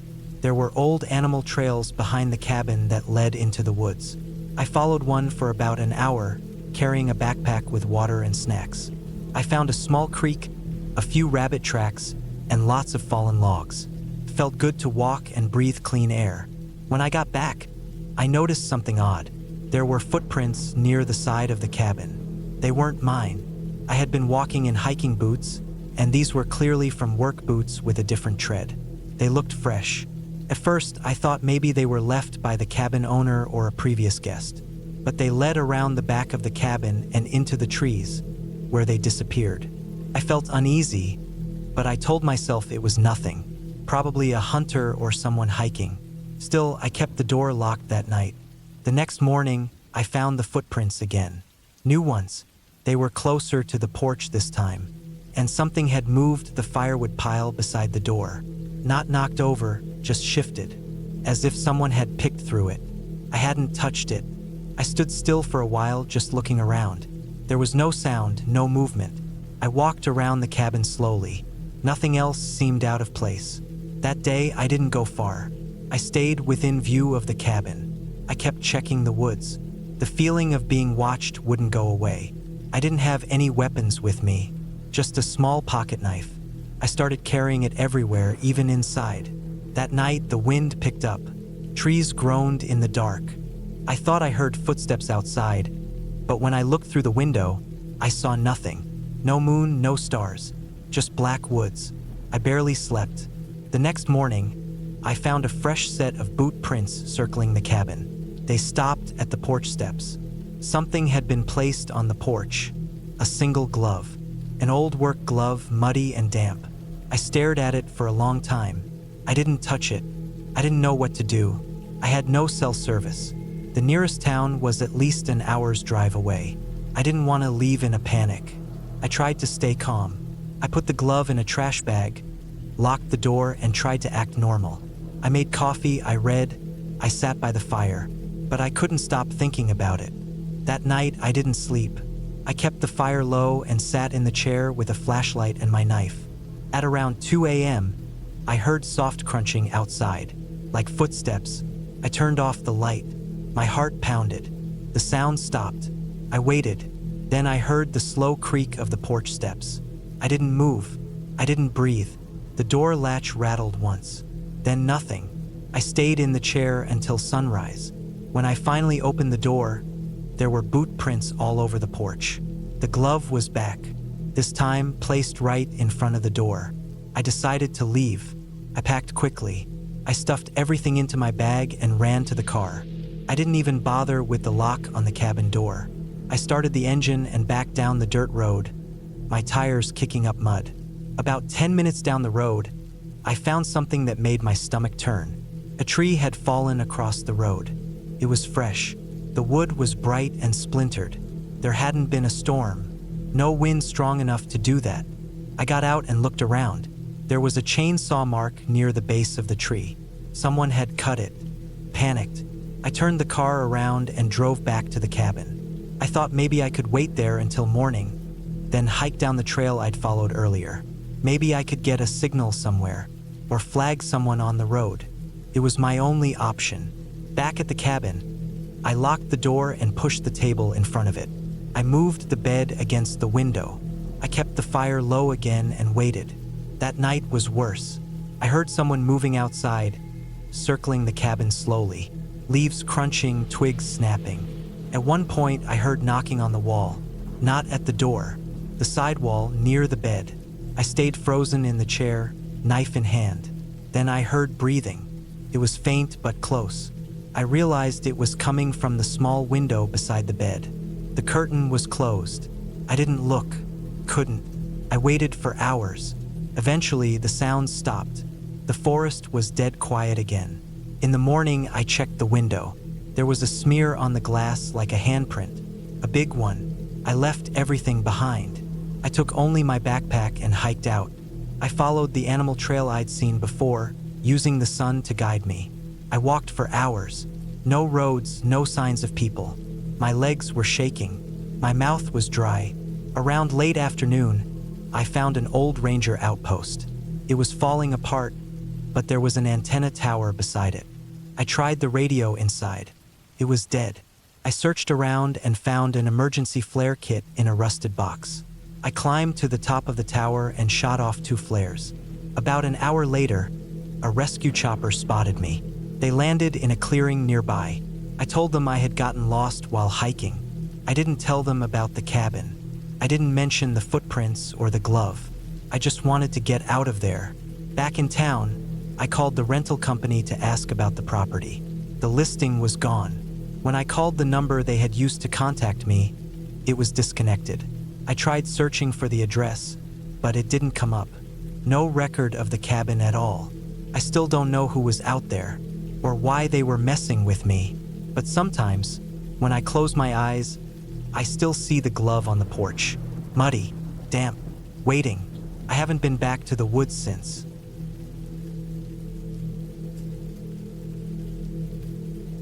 I needed a break from everything. Work had been grinding me down. I felt like I hadn't taken a proper breath in months. My apartment in the city never really felt quiet. Even at night, there were sirens, people shouting, cars honking, and that dull hum of traffic that never really stops. I needed to get away. No phone, no internet, no people. Just me and silence. I started looking for remote cabins online, but most of them were meant for families or couples. I finally found one deep in the woods of Montana. No neighbors for miles. No road nearby.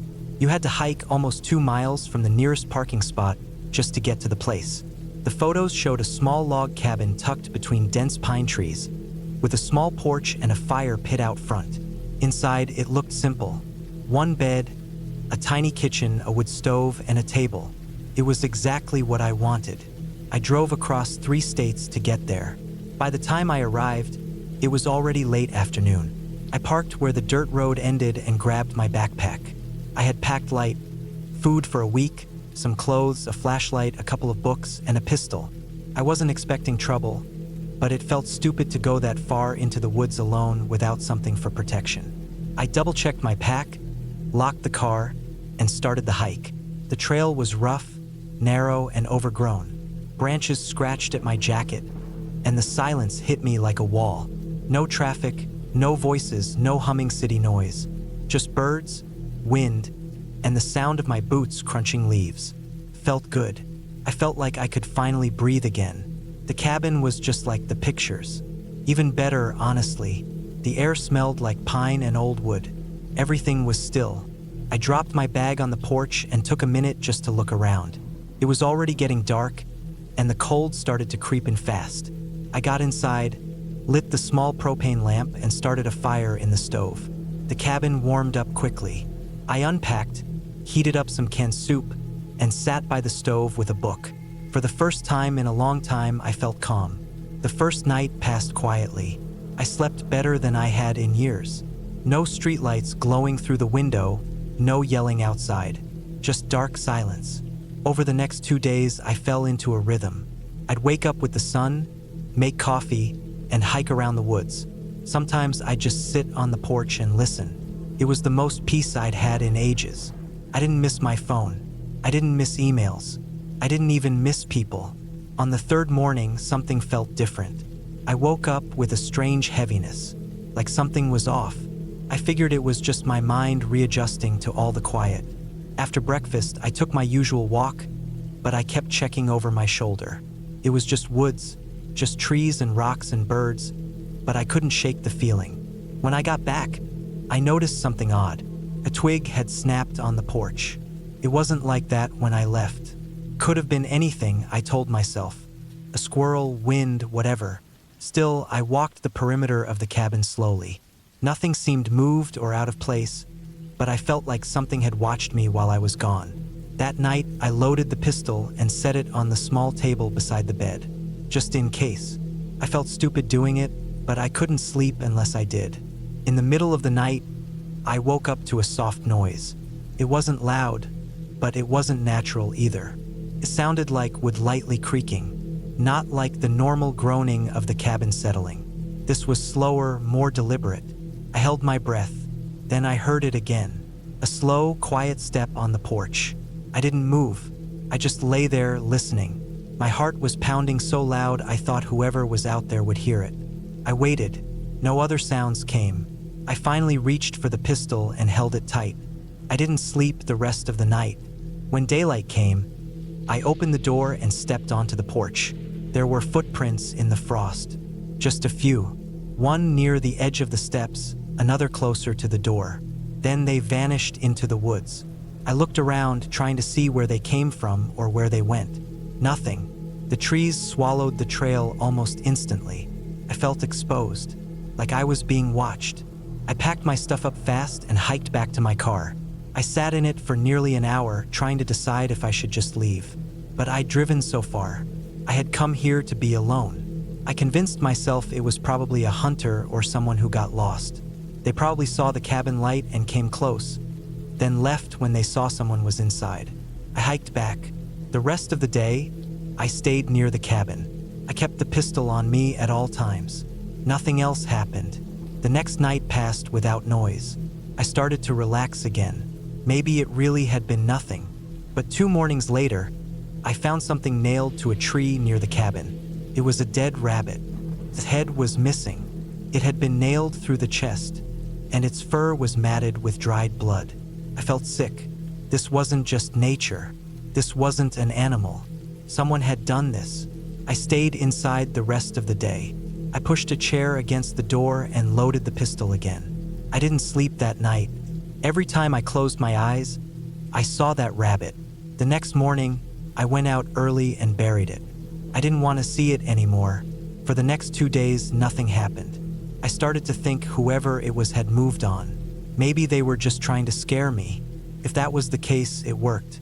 I kept the pistol on my hip the whole time. Then the last night came. I was supposed to leave in the morning. I had already packed up most of my things. I was sitting by the fire when I heard something outside. Not footsteps this time. Breathing. Heavy breathing. Right outside the window. I turned off the lamp and grabbed the pistol. I crouched near the door and listened. The breathing stopped. Then came the sound of something brushing against the wall. Slow. Deliberate. Like fingers dragging across the logs. Then nothing. I stayed like that for hours, barely breathing. At some point, I must have fallen asleep with the pistol in my hands. I woke up just before dawn. Everything was quiet. I opened the door carefully and looked outside. Nothing. But just at the edge of the clearing, I saw something hanging from a branch. I walked over slowly. It was another animal. A squirrel this time. Its body was torn open, and it had been tied to the branch with some kind of string. That was it. I packed the rest of my stuff in 5 minutes, threw everything in my backpack, and hiked out. I didn't stop. I didn't rest. I just walked straight to the car, unlocked it, and drove. I didn't go back to the city right away. I stopped at a small town nearby and checked into a motel. I needed time to think.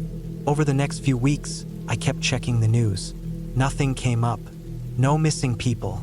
No strange activity in the woods. I never told anyone about what happened. What would I even say? Months later, I thought about going back, just to see. But I never did. I don't think I ever will. I still dream about that cabin sometimes. Not because of what I saw, but because of what I didn't. Someone was out there, watching, waiting, not trying to kill me, just trying to let me know I was never really alone. That kind of silence never feels the same again.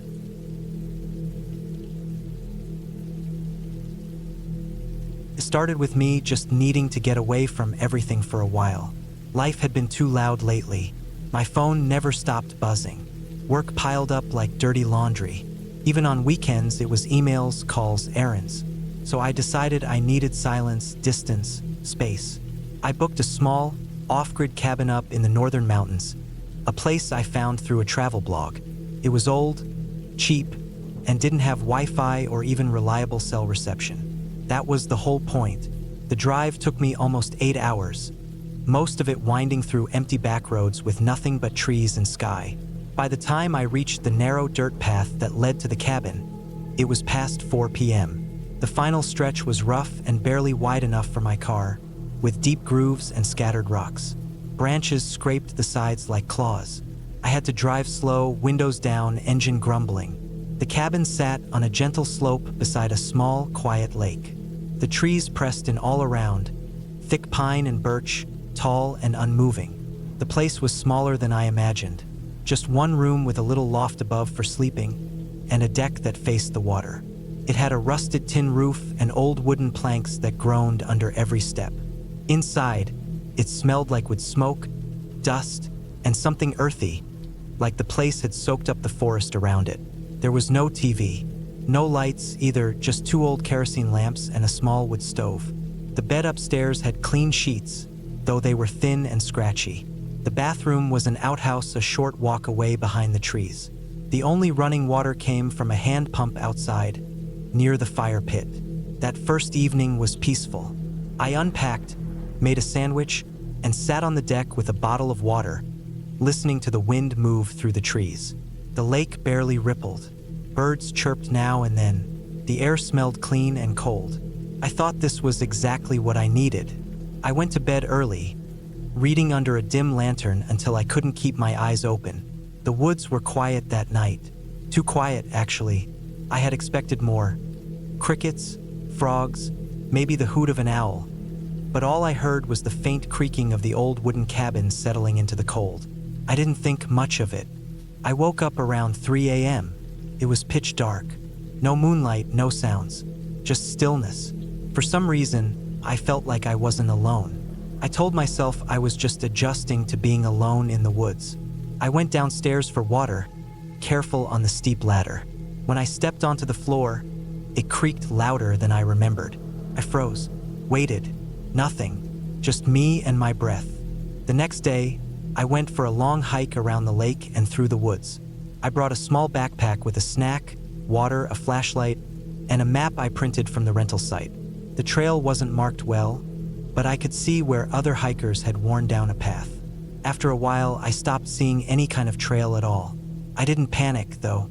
I had my compass and kept track of where the sun was. Still, it took me longer than expected to get back. My legs ached. The sun dipped low. By the time I returned to the cabin, the sky had gone gray and the air turned sharp and cold. That night, I lit a fire in the stove and heated up a can of soup. I felt a little uneasy, but I chalked it up to being alone and tired. When I lay in bed that night, I left the lantern burning. The light flickered against the walls.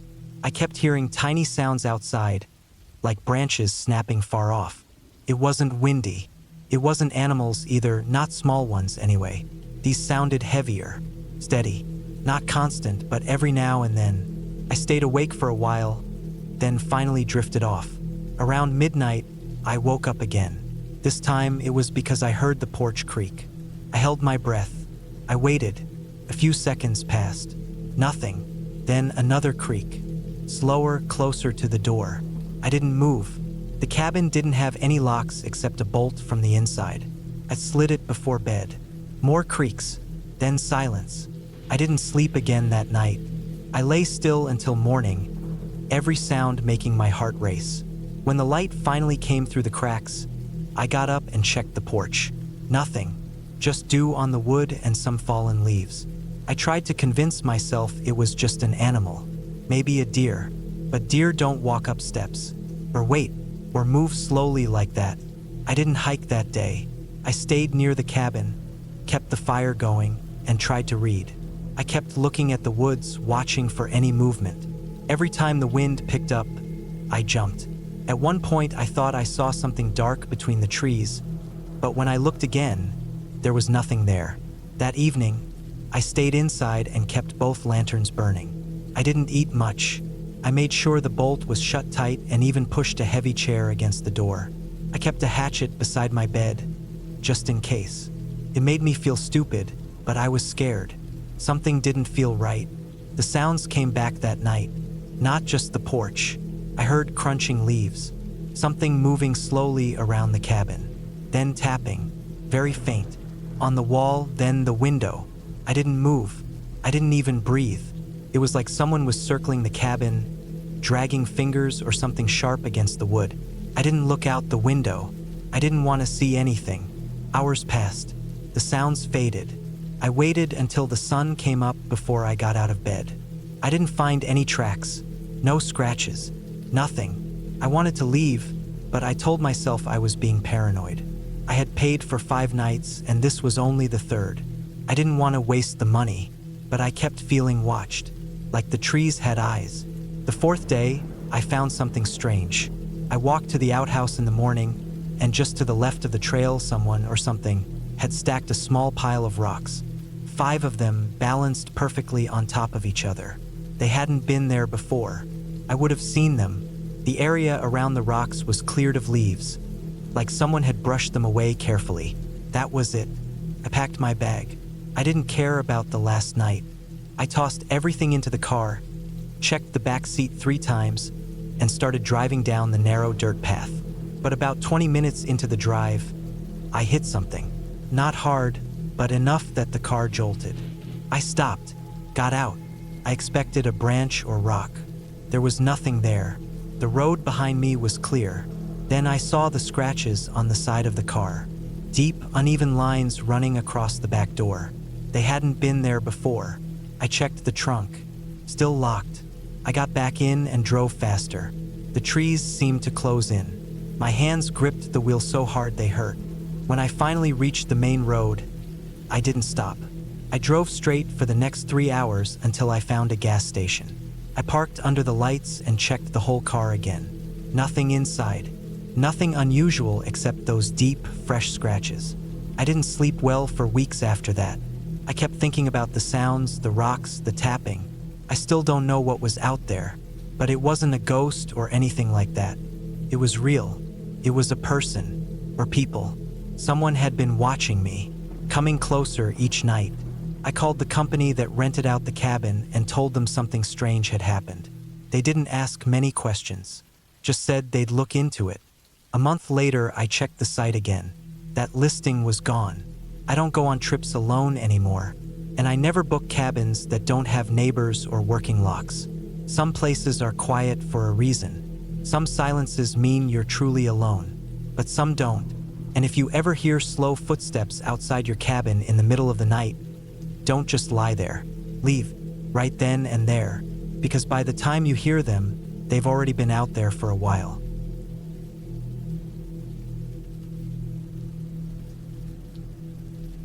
I decided to take a break from everything. Work was getting too heavy, city noise never stopped, and I was tired of the same faces, same streets, and same routines. I booked a remote cabin up in northern Montana, far from any towns. I didn't tell many people where I was going. I just wanted to be alone, not for anything dark or dramatic. I just needed silence, trees, and to feel small again under the sky. The cabin was basic. It had one bedroom, a wood stove, no Wi-Fi, and barely any cell service. The nearest neighbor was around 7 miles down the gravel road. The place sat on a hill, surrounded by dense pine forest, and overlooked a frozen lake. When I arrived, it was already late afternoon. Snow had fallen the night before, so the whole area was covered in soft, white powder. I unpacked the food I brought, set up my sleeping bag on the cabin bed, and got the fire going. Felt good. Too quiet maybe, but good. The first 2 days went by slowly. I read a bit, wrote in a notebook, and hiked the trail behind the cabin. I saw a few deer, some rabbit tracks in the snow, and once I thought I saw a mountain lion's paw prints, but they looked old. I kept a small hatchet close anyway. I didn't think much about it. Nights were long, but I liked sitting by the fire, just listening to the wood crackle and the wind outside. It was cold and I had to feed the stove often, but I didn't mind.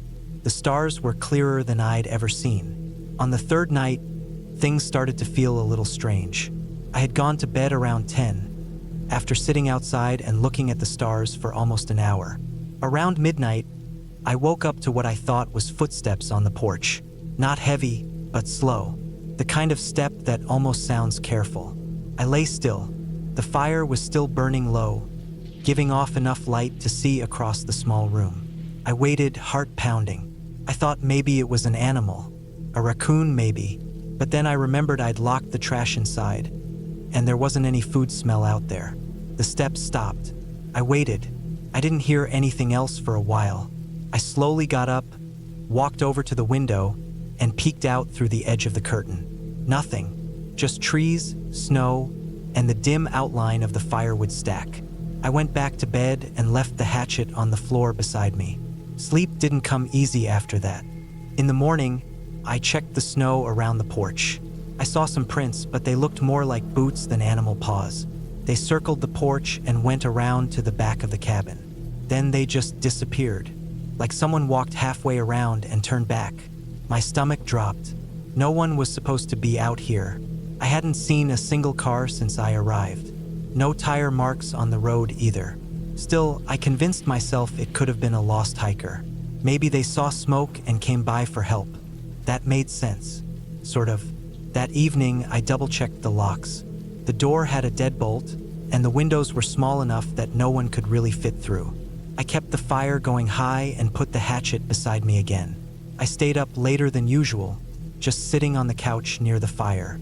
Around 1 in the morning, I started to doze off. That's when I heard something. Not footsteps this time, but a scrape. Metal on wood. Then it stopped. I didn't move. Came again, louder this time. I grabbed the hatchet and stood up slowly. My heart was pounding so hard I felt it in my throat. I crept toward the door and listened.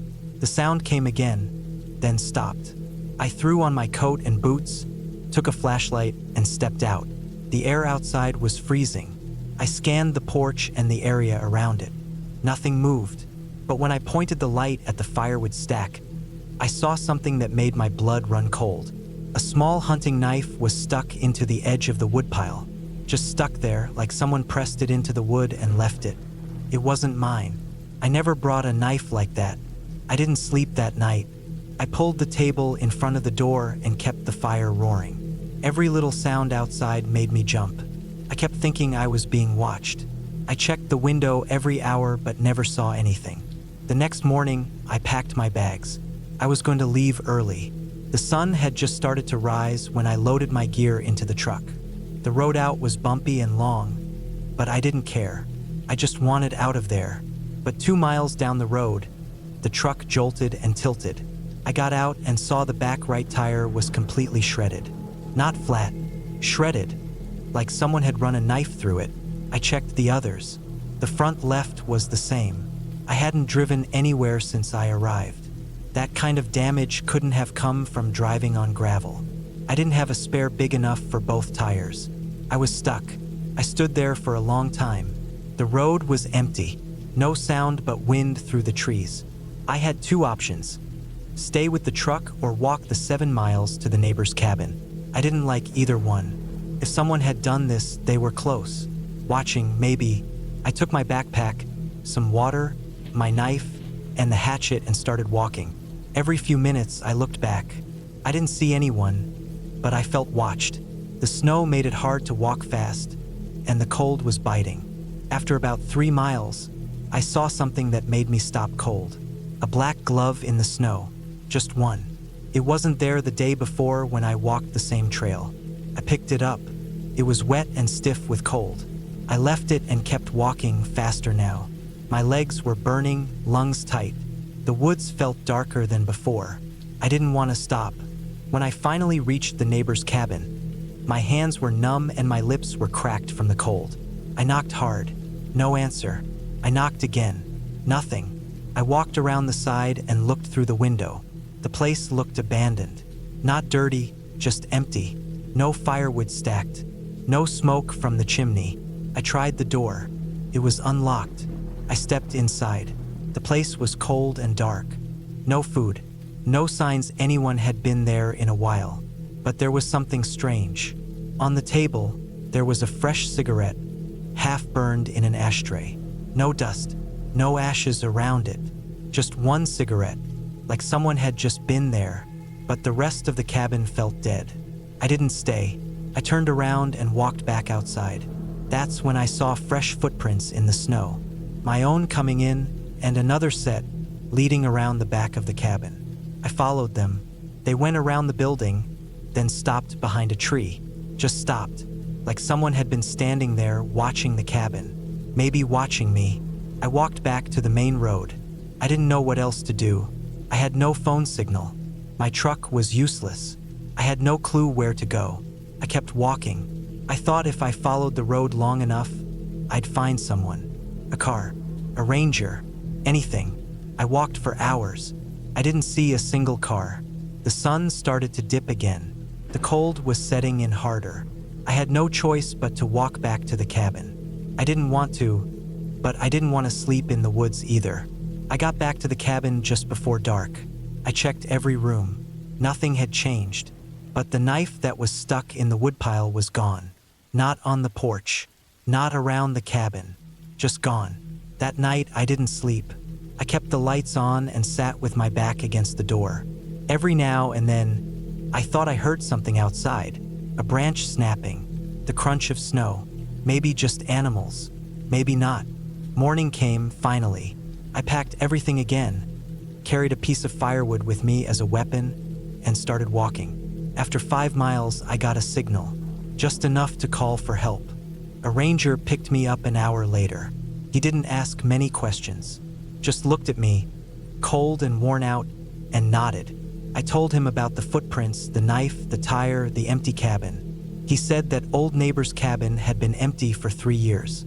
No one had lived there since the owner died. He didn't say more. I never went back. I sold the truck and got a new one. I threw away the hatchet. For weeks after, I kept thinking I was being followed. I know I wasn't, probably, but the feeling stuck. Whoever was out there, they didn't want to be seen. They didn't try to hurt me directly. They just wanted me scared. And it worked. Now, even when I hear the wind outside my apartment, I think of that scrape on the porch and I wonder if they ever left the woods.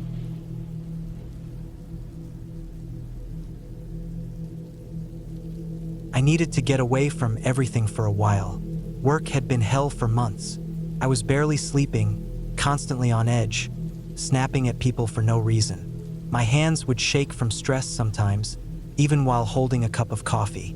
So when a coworker mentioned his family had an old cabin up near the Canadian border they barely used anymore, and that I could go up there if I wanted quiet, I jumped at the chance.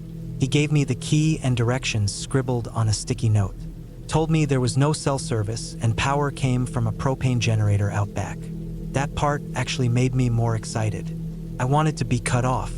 I wanted silence. I packed my things the following weekend and drove up from Minneapolis. It was about a 6-hour drive. The farther north I got, the fewer cars I saw on the road. By the last hour, I was winding through thick forest with no gas stations or houses for miles. Felt like I was driving back in time. The gravel road leading to the cabin wasn't marked. If I hadn't been told about a large bent birch tree that leaned out over the ditch near the turn, I would have missed it. The road up to the cabin was uneven and narrow. Branches brushed against the sides of my car. The forest was so dense on both sides, it looked like I was driving through a tunnel of trees. The cabin itself sat at the edge of a small clearing. It was simple, one floor, dark brown logs, a single front window, a tiny porch with old chairs that had probably seen better days in the 1980s. There was a little metal chimney sticking out from the roof, and I could hear birds overhead. Other than the sounds of nature, there was absolutely nothing else. No planes, no cars, just wind in the trees and the occasional crack of a branch falling somewhere out in the woods. I unlocked the cabin and stepped inside. The air smelled like dry wood, old furniture, and dust. There was a small wood stove, a cot with a scratchy wool blanket, and a little table by the window. A propane lantern sat on the shelf beside some old magazines and cans of beans. Everything was basic, but it was perfect. I spent the first day just walking around the property. There was a shallow slope that led down to a small creek behind the cabin. Beyond that was thick forest, the kind of woods you could easily get lost in if you didn't know your way back. I didn't go too far. I just sat on a rock near the creek and listened to the water trickle by. That night, I made a small fire outside and sat under the stars. I don't remember the last time I saw the sky that clear. No light pollution, no sounds of traffic. Just cold air, trees swaying gently in the wind, and the fire crackling beside me. I went to bed early and slept better than I had in months. The next morning, I made coffee using an old tin percolator I found in the cupboard and sat on the porch watching a squirrel mess around with a pine cone. I spent that day exploring more. I followed the creek a bit farther, finding some animal tracks in the mud, probably deer or elk. Nothing too exciting, but I felt better than I had in a long time. It was on the third day that I noticed something strange.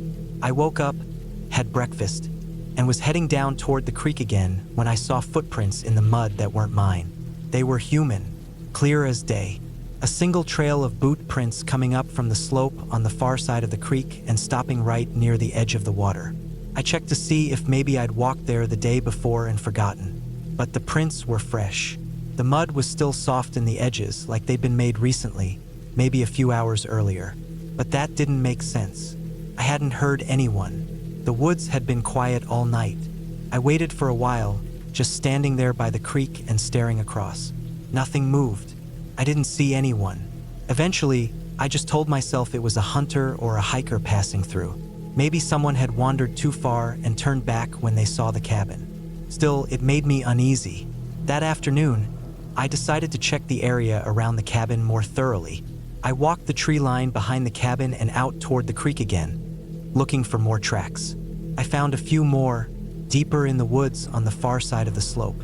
They weren't heading in any specific direction, just random footprints like someone had been pacing or maybe circling. That night, I didn't light a fire. I stayed inside the cabin with the lantern on, just reading one of the old magazines. Every now and then I thought I heard something, maybe footsteps on leaves, but it was always faint and far off. Could have been an animal, could have been my imagination. But around midnight, I heard something that wasn't just in my head. It was the soft tap-tap of something brushing against the window. I turned the lantern off right away and crouched near the wall. The window faced the porch. I couldn't see anything outside. The moonlight was faint, but I could make out the shadows of trees swaying a bit in the breeze. Another tap, this time sharper, more like a flick, then silence. I sat there for a long time, barely breathing. I didn't move. Eventually, I forced myself to get into bed without looking out the window again. I barely slept. The next morning, I went out to the porch. Nothing was out of place. No footprints, no signs anyone had been there. I even walked around the entire cabin. Just birds in the trees and the wind in the branches. But I couldn't shake the feeling that I wasn't alone. Later that day, I walked back to where I saw the tracks near the slope and started following them again. I moved slowly, trying not to make too much noise. I saw more footprints, scattered around in little patches, like someone had been walking in circles. It wasn't until I reached a small dip in the land behind some trees that I saw something that made my stomach turn.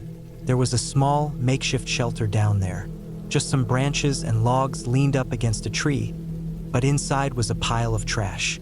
Candy wrappers, a broken lighter, a few plastic bottles, and a sleeping bag that looked filthy and crumpled. Someone had been living there.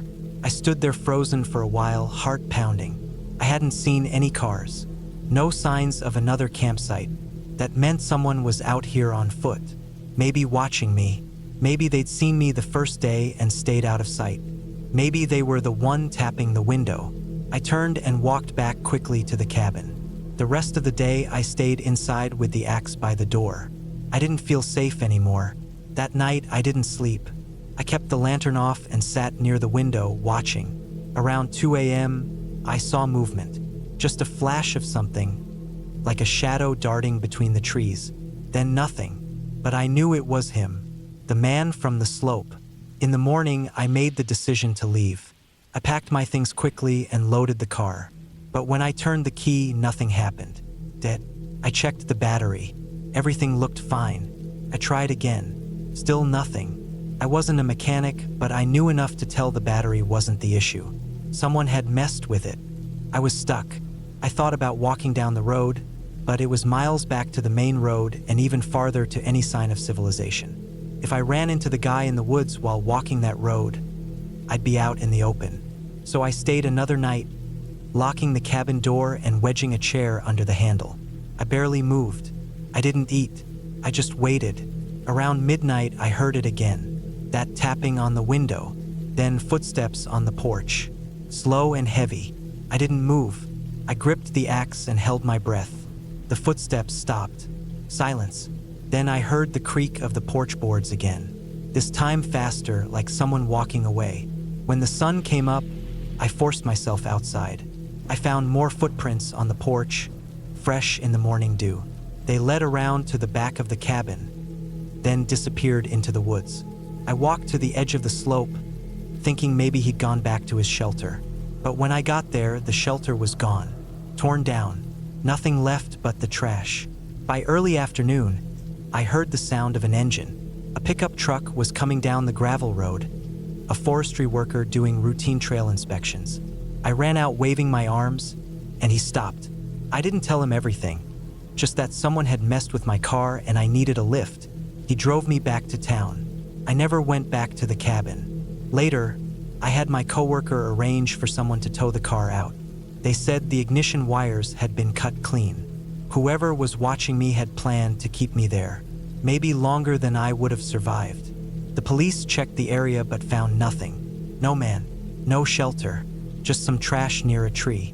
They told me it was probably a squatter, maybe someone hiding from the law, but they couldn't explain why he'd tampered with my car, or why he'd tapped on the window like he wanted me to know he was there. I don't go into the woods alone anymore, and I haven't slept soundly since.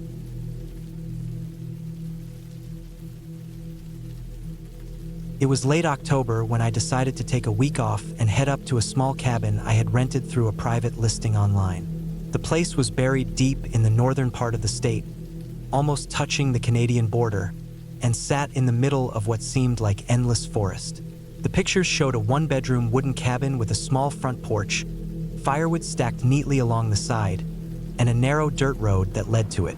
The listing said there was no cell service and no Wi-Fi, which was exactly what I was looking for. I wanted peace, just a week away from work, traffic, emails, and people. Complete silence. The drive up took almost 8 hours. The last 2 hours were rough. The paved road ended, and I had to drive slowly along a gravel path that grew thinner and rougher the deeper I went into the woods. The trees were mostly bare, their orange and brown leaves falling slowly, scattering across the windshield and the hood of my truck. I hadn't seen another car since the last gas station, and I wasn't even sure if I had passed another cabin nearby. By the time I pulled up in front of the place, the sun had just started to fall behind the trees. The air was cold, not freezing, but cold enough that I could see my breath when I exhaled. The cabin looked exactly like the photos. Small, quiet, simple. There was a tiny shed off to the side, locked with a rusty padlock. A fire pit sat in front, half covered with old leaves. I got out of the truck and stretched my back, which was sore from sitting so long, and then grabbed my backpack, a few bags of groceries, and a plastic container with firewood just in case the stack outside was too damp. Inside, it smelled like old wood and dust, which was to be expected. There was a couch, a small dining table, a twin-size bed with flannel sheets, and a wood stove in the corner. I checked the tap, and the water ran clear. There was electricity, though the power flickered slightly when I turned on the light. I unpacked quickly and spent the rest of the evening just sitting out on the porch, listening to the wind move through the trees. There was something heavy about the silence. It wasn't peaceful like I expected. It was quiet in a way that made my ears ring. The first night, I barely slept. The wood stove creaked as it heated the room, and every little sound outside felt magnified. I kept thinking I heard footsteps on the leaves, just 1 or 2 steps at a time, then nothing, then again. I tried telling myself it was animals, maybe deer or a raccoon. I kept the flashlight next to the bed, but I never got up to check. I didn't want to open the door. Something about opening that door in the middle of the night made my chest feel tight. The next morning, I made coffee and walked around the property. There wasn't much. Just the cabin, the shed, the fire pit, and a path that led into the woods but disappeared after 50 feet. I thought about following it but decided against it. I didn't want to get turned around. I didn't bring any kind of GPS or map with me. I made breakfast, read for a while, chopped some firewood, and spent most of the day just sitting.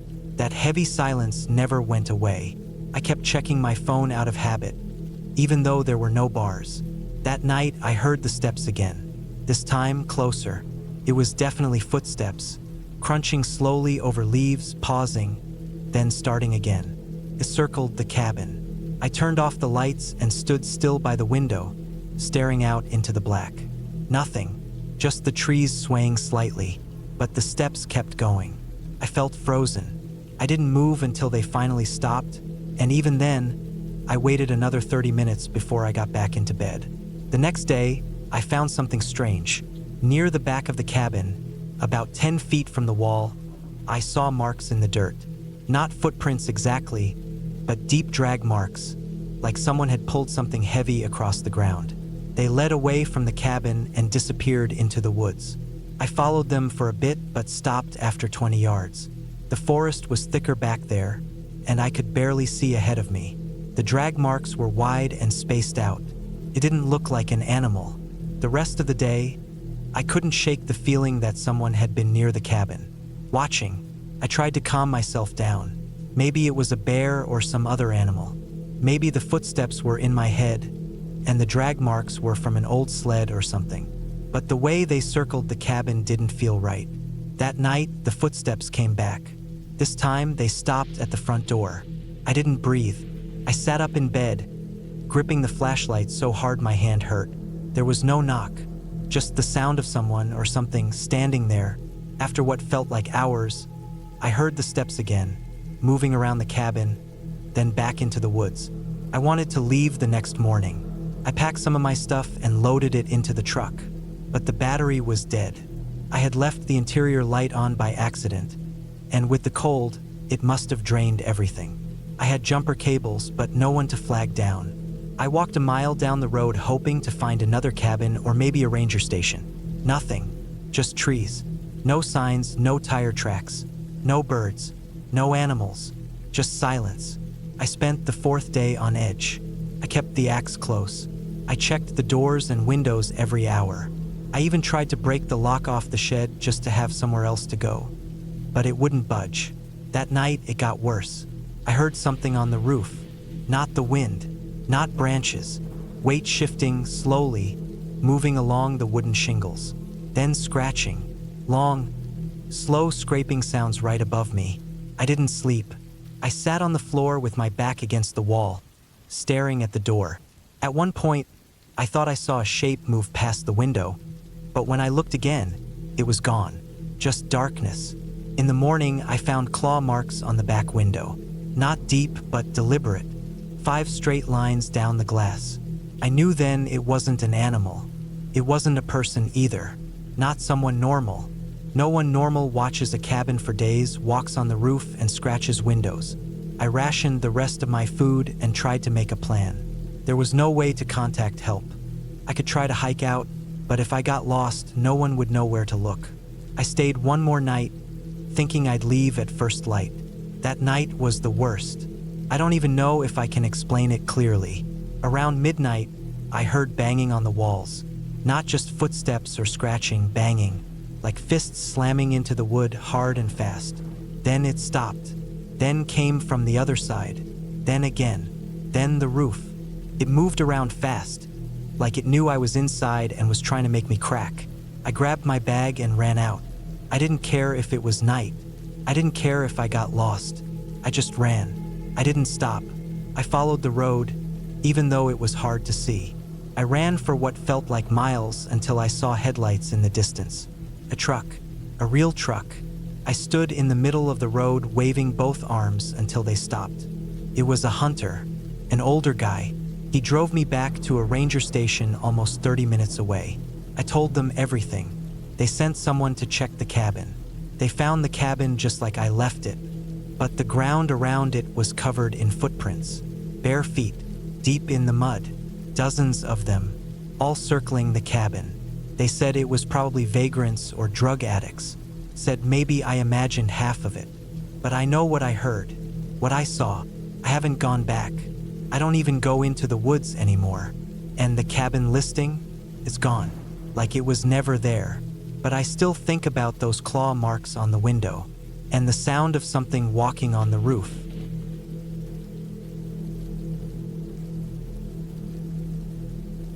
I rented a cabin deep in the woods of northern Montana because I needed to get away. Life in the city had been beating me down for a while. My job was stressful, my apartment was always noisy, and even my sleep had started to feel shallow and useless. I felt worn out in a way that coffee and sleep couldn't fix. So I saved up some time off, packed up what I needed, and headed out with the plan to spend 2 weeks by myself in a cabin far from everything. The place I rented wasn't fancy. It was old, tucked between thick pine trees about 5 miles down a dirt road that hardly looked like it was still used. The listing had said there was no Wi-Fi, no cell signal, and that the nearest town was nearly an hour away.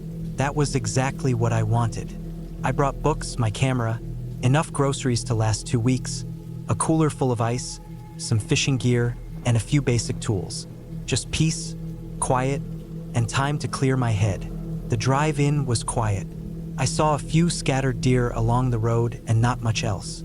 The last few miles were rougher than I expected. The dirt road was more like a narrow trail, just wide enough for my SUV. Trees leaned over it like they hadn't been trimmed in years. When I finally saw the cabin, it looked almost forgotten, like it had been standing there alone for decades, waiting for someone to come back. The cabin was small, made of dark logs with a sagging front porch and a rusted tin roof. There was no electricity, just a propane stove and lanterns. A creek ran just a short walk behind it, and a thick line of pine trees wrapped around the clearing like a wall.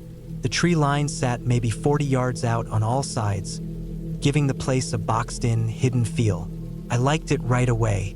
Inside, there was a narrow bed with an old mattress, a wood stove in the corner, a table with 2 chairs, and some dusty cabinets. The place smelled like dry wood and old smoke. I spent that first afternoon unpacking, putting my food into the cooler, filling up the stove's propane tank, and making sure the windows and doors all closed properly. There were 2 windows in the main room and 1 small one in the back wall near the bed. All of them had latches, but none locked very tight. I went to bed early that night. It was dark by 8. The woods were so quiet, it was almost unsettling. No car sounds, no planes overhead, just wind through the trees and the occasional creak of the cabin settling. I had a hard time sleeping that first night. Every little sound seemed louder, and I kept waking up thinking I heard something outside. Just the wind, I told myself, or maybe a raccoon or something moving in the brush. By the second day, I started to settle in. I took long walks along the creek and through the woods, took some photos and read a lot. I cooked simple meals on the propane stove, made coffee in a metal percolator I brought, and wrote in a notebook. The peace started to feel real. For the first time in months, I started to relax. But on the 4th night, something happened that pulled me right out of that peace. It was late, maybe around midnight. I had gone to bed around 10, listening to the sound of wind blowing through the trees outside. But something woke me up. I wasn't sure what at first. I just opened my eyes and stared up at the dark ceiling. Then I realized what had changed. It was quiet, too quiet. The wind had stopped completely. There was no sound at all. Then I heard it, a crunch, like a footstep outside. I froze in bed. Another crunch followed. It wasn't an animal. It sounded too steady, too slow. I pulled the blanket back and got out of bed quietly. The cabin floor creaked under me, and I winced. I tiptoed over to the window and looked out through the glass. At first, I didn't see anything. It was just trees and shadows. Then I saw it. Someone standing at the edge of the tree line. It was too dark to see their face, but I could clearly make out a human figure. They were standing completely still, not moving, just watching. My heart pounded in my chest. I stayed by the window for a full minute, not moving. The person didn't come any closer. They didn't walk away. They just stood there. I stepped away from the window, locked the door even though I knew the lock wouldn't hold much, and sat on the edge of the bed. I didn't know what to do. There was no way to call anyone, no phone signal, no internet. I had no gun, just a camping hatchet and a folding knife. I stayed awake for the rest of the night, listening. I didn't hear anything else. By morning, the person was gone. I tried to convince myself it was just some local, maybe a hunter or hiker. Maybe they got lost and just spotted the cabin. But deep down, I knew that wasn't it. No one would stand completely still like that for so long in the middle of the night unless they were trying to scare someone. And it worked. That day, I thought about packing up and leaving. But I had already paid for the full 2 weeks, and I didn't want to let one weird night ruin the whole trip. I didn't see anyone else all day. I walked out toward the tree line but didn't see any footprints. The pine needles on the ground were thick and soft. They didn't hold prints well. That night, I went to bed with the hatchet next to me. I locked the doors and windows again and kept one of the propane lanterns burning low. I lay awake, listening, but the night stayed quiet. On the 7th day, it happened again. I had just finished eating a small dinner and was cleaning up when I saw movement through the window. I rushed over and looked out. The same person was standing in the same spot at the edge of the trees. I stared at them. They were just standing there, facing the cabin. Again, they didn't move. I grabbed the hatchet and stepped away from the window. I couldn't see a car or a trail. They would have had to walk miles through dense forest to get here. This time, I didn't wait. I lit another lantern, grabbed my flashlight, and went out the back door. I circled around through the woods, trying to come up behind them. I walked as quietly as I could, weaving through trees, my boots barely touching the ground. But when I got to the spot where I thought they had been standing, they were gone. There were no tracks, no sound of footsteps running away. Nothing. That night, I kept the lanterns on until dawn. The next day, I made a decision. I packed up some of my stuff, enough to last a couple of days, and hiked out to where my SUV was parked at the end of the dirt road. I drove into town and talked to the guy who owned the cabin. I told him someone had been hanging around the property, that it was creeping me out. He just shrugged and said it was probably a hunter. He said it happens sometimes. I didn't believe him. I thought about staying in a hotel for the rest of the trip, but something about giving up on the cabin made me feel worse. I wanted to see it through, to not let fear win. So I went back. That was a mistake. That night, I stayed up again. I didn't sleep at all. I sat by the window with the lantern off, hatchet in my lap, watching. And at exactly midnight, he came back. He stepped out of the trees like he had been waiting there the whole time. I saw more of him this time. He was wearing dark clothes, a hood, maybe a mask. It was hard to tell in the dark. He stood there again, just stood. I shouted through the door that I had a weapon. I told him to leave. He didn't move. I didn't go outside. I just stayed up all night. Around dawn, I finally saw him turn and walk slowly back into the woods. That was the last straw. I packed up everything that morning, threw it all in the SUV, and got out of there. I didn't stop until I hit a gas station nearly 2 hours away. I sat there for a long time trying to calm down. I didn't go back. I never asked for a refund. I didn't even leave a review.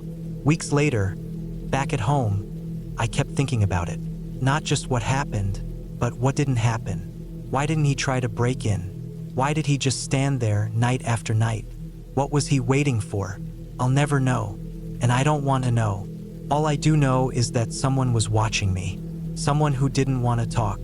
Someone who didn't want to be seen. Someone who came back night after night just to stand there and stare from the trees. It was real. It wasn't a ghost or a spirit or anything like that.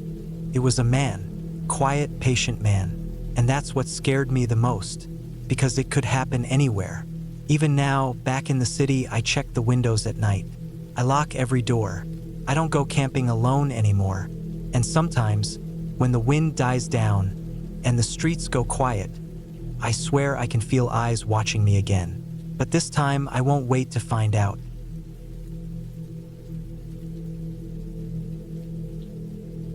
It was early October when I decided to take a break from everything. I had been working long hours at my job in the city, barely sleeping, barely eating, and constantly glued to a screen. My body felt like it was shutting down. My doctor told me I needed rest. Not just sleep, but proper rest away from noise, stress, and people. I found a cabin listed online, sitting deep in the northern woods of Minnesota.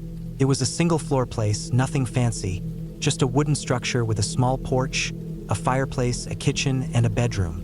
No Wi-Fi, no cell service. Sounded perfect. The drive there took me close to 8 hours. The roads got narrower and rougher the farther I drove. Trees became denser. Houses and gas stations disappeared. By the time I reached the final stretch, it was just gravel roads and forest. My GPS lost signal about 15 minutes before I reached the cabin, but I had written down directions just in case. When I arrived, the sun was setting, casting long shadows between the trees. The cabin looked exactly like the photos. It was quiet, so quiet that I could hear the wind shifting through the leaves and the creaks of the wooden boards under my boots as I stepped up onto the porch. Inside, it smelled like old pine and ash. The air was cool. I unpacked quickly, throwing my backpack on the couch and stacking up the canned goods and dry food I brought in the kitchen. There was a small wood-burning stove I could cook on, and a few logs left beside the fireplace. I made a quick meal, heated up some soup, and sat in silence, just listening. I hadn't realized how much noise I had gotten used to. Car horns, sirens, phones buzzing. Out here, there was nothing but the wind and the occasional call of a bird or rustle of branches. That night, I didn't sleep well. It wasn't the usual tossing and turning I was used to. It was more like a feeling of unease. I wasn't scared, not exactly, just unsettled. Every time I closed my eyes, I kept waking up at the slightest sound. A creak in the floorboards, pop in the walls. I knew what houses made sounds as they adjusted to temperature changes, but still, my ears stayed alert. Around 3 a.m., I heard something brush against the side of the cabin, just once. Could have been a branch or a small animal. I forced myself to stay in bed. The next morning, I woke up feeling groggy. I stepped outside, stretched, and walked around the cabin to see what might have made that sound. I didn't find anything unusual, just a few thin branches close to the wall. I brushed it off and told myself I needed to stop overthinking. After breakfast, I went for a short hike on the trail that looped around the nearby lake. The trees had started turning red and gold. The air was crisp and clean. I passed no one, not even a hint of another person. No fresh footprints, no vehicles, nothing. It was beautiful, but I was truly alone out there. When I got back to the cabin, I noticed something strange. The back door, the one that led into the kitchen, was slightly ajar. I was sure I had locked it. I always double-check that stuff, especially in unfamiliar places. I stood there for a moment, just staring at it. Then I walked up, opened it slowly, and stepped inside. Everything looked untouched. Nothing missing. Nothing moved. Maybe I hadn't closed it properly, I thought. Maybe I just assumed I had locked it. Either way, I pushed it shut and latched the deadbolt. That evening, I sat by the fireplace with a book, trying to calm my nerves. But every few minutes, I'd look up from the page and glance at the windows. I kept thinking I heard faint noises outside. Not loud, but not natural either. Like short thuds. Footsteps, maybe. I told myself it could be animals. Deer or raccoons or maybe even squirrels. They could make sounds like that. Later, around midnight, I went to the bathroom. When I came back, I passed by the front window and looked out just out of habit. I saw something, not clearly, just a shape, low to the ground, moving between the trees. It didn't make a sound. My heart picked up, and I stepped back from the window. I waited, frozen in place, watching for movement, but nothing came. Maybe it was a trick of the shadows. Maybe I was too tired. I stayed up for another hour before finally laying down on the bed. I kept the lights on. The next morning, I found boot prints outside the cabin. They weren't mine. I wore size 10 hiking boots. These prints were smaller, maybe a size 8 or 9. They circled the cabin, leading to each window and both doors. Then they vanished into the woods. There were no tire tracks, no other footprints leading to or from them, just the prints circling my cabin. I stared at them for a long time. I followed them with my eyes, trying to make sense of it. My first instinct was to pack up and leave, but my car was parked a couple hundred feet away near the treeline. If someone had been watching the cabin, they could have seen me leave. I didn't want to walk straight into them. I spent most of that day inside. I locked every door and window, pulled down the blinds, and sat silently listening. I didn't use the stove, too much smell and too much light. I ate dry cereal and protein bars. I sat in a chair by the front window, peeking out every few minutes, trying to catch any sign of movement. Nothing came. The woods were still. The sun eventually dipped, and I didn't turn on any lights. I sat in the dark, holding a fire poker in my hand like it was a weapon. Around midnight, the back door rattled. Just once. Then nothing. My stomach dropped. I didn't breathe. I didn't move. I just sat in that chair and stared at the kitchen, watching for a shadow, listening for the slightest sound. After maybe 10 minutes, I crawled slowly to the bedroom, still holding the poker, and wedged a chair under the doorknob. I slept in short bursts, waking up every half hour to listen. At sunrise, I went outside again. The footprints had returned. This time, there were more of them, 2 different sets. They circled the cabin again, closer to the walls this time. One set had stopped right at the bedroom window. That was the final straw. I packed my bag, grabbed the keys, and quietly left the cabin. I stuck close to the treeline, crouching and moving slowly until I reached my car. I checked the back seat, started the engine, and backed out the long gravel road. I didn't stop driving until I was halfway home. I called the owner once I got into signal range. I told him what happened. He was quiet for a moment, then he just said he'd check on it. I never heard back. I left a review on the site warning people that the place wasn't safe, but it was taken down after a day. A week later, I filed a report with the local sheriff. He listened, nodded, said they'd keep an eye on the area. But there was nothing else to do. No one else had complained. No property damage. No real proof. I still don't know who was watching me out there. I don't know if they lived nearby or were just passing through. But someone walked around that cabin. Someone watched from the trees. Someone tried the door. And if I had stayed another night, I don't know what would have happened. I haven't been back to the woods since. I stay in hotels now, places with other people, security cameras, and staff.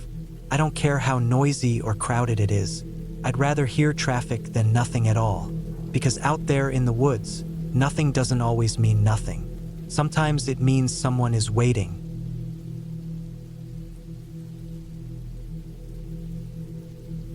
I don't usually talk about what happened that week in late November, but when I'm alone in silence, I still hear the wind moving through the cracks of that old cabin, and I remember everything.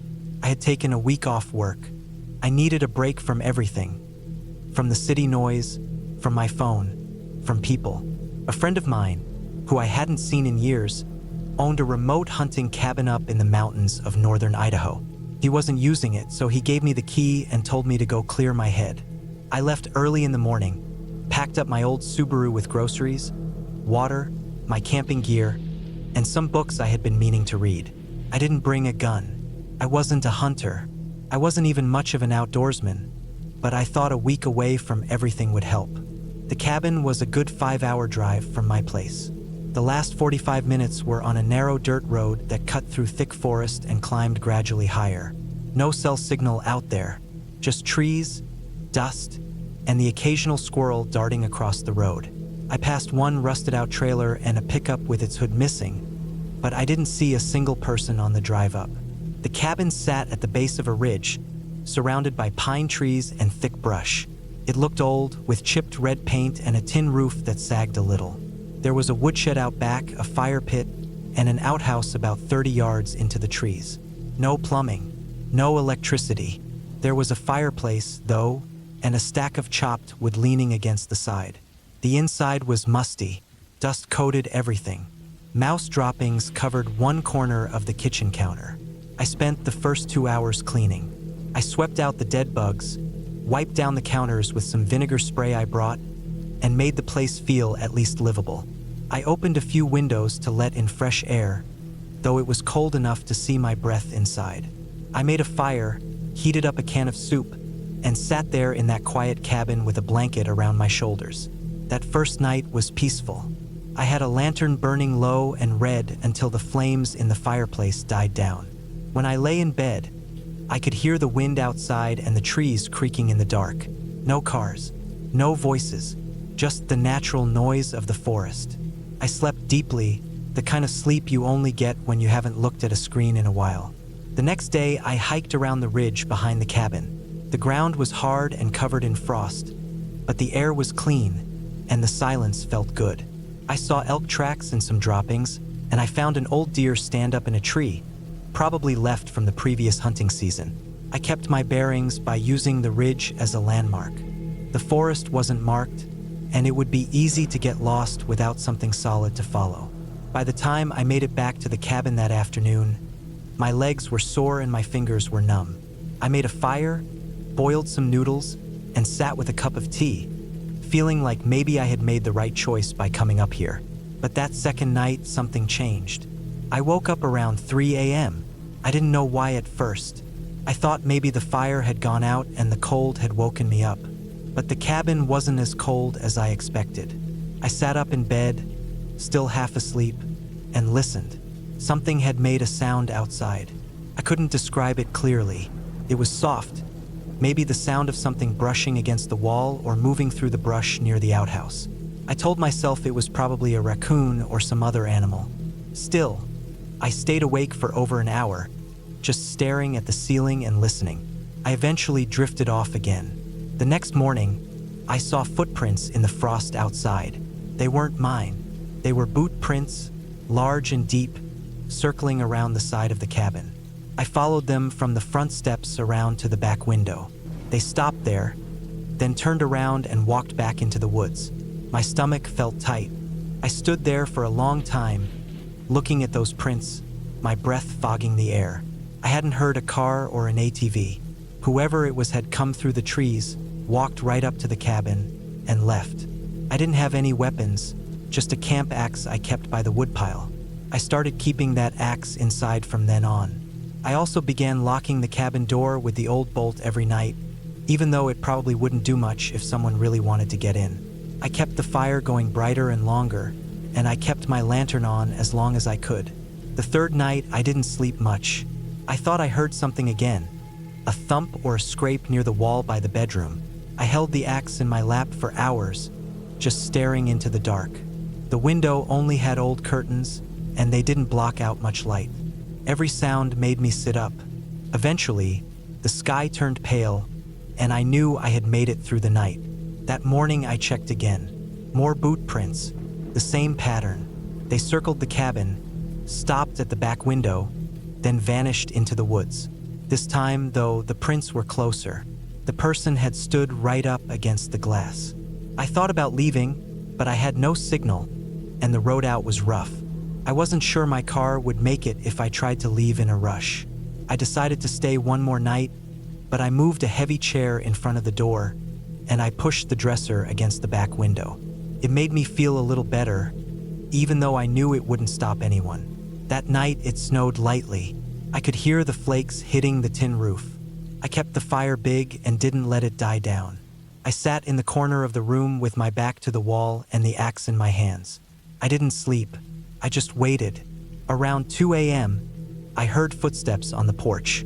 Slow, crunching. Someone stepped up onto the boards, then stopped. My heart felt like it was beating out of my chest. I didn't move. I didn't breathe. I just stared at the door. Then I heard the doorknob jiggle. Once, twice, softly. The bolt held. The knob stopped moving. The footsteps moved again, but not away. They walked around the side of the cabin. I heard them brushing against the walls. Then they stopped again, just beneath the window. I held the axe tighter. I wanted to look, but I didn't move. Then I heard a sound that made every hair on my body stand up. It was breathing, heavy, slow breathing, just outside the window. I sat there for what felt like forever. Eventually, the breathing stopped. The footsteps moved away, then silence. I stayed frozen until the first light of dawn broke through the trees. Then I stood and looked out the window. The snow was disturbed in a single path leading away into the woods. I packed up everything in a rush. I didn't even eat. I threw my gear in the car, dumped water on the fire, and drove down that dirt road like the forest was on fire. I didn't stop until I hit the highway.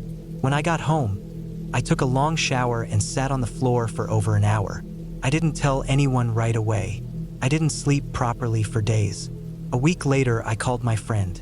I told him someone had been snooping around his cabin, and he got real quiet. Then he told me something I still think about sometimes. He said, "That's why I stopped going up there." I asked him what he meant. He said, "Every time I stayed there the last year or two, I felt like I was being watched. Found prints too. Sometimes food would go missing. One time my truck had been moved a few feet overnight. I thought maybe I was just being paranoid. I never went back. I don't plan to. I didn't report anything. What would I say? There were no crimes, no break-ins, just strange signs. But I know what I felt. Someone was out there, watching, waiting, and for reasons I still don't understand, they never tried to talk, never asked for help. They just came back night after night, and they knew I was inside."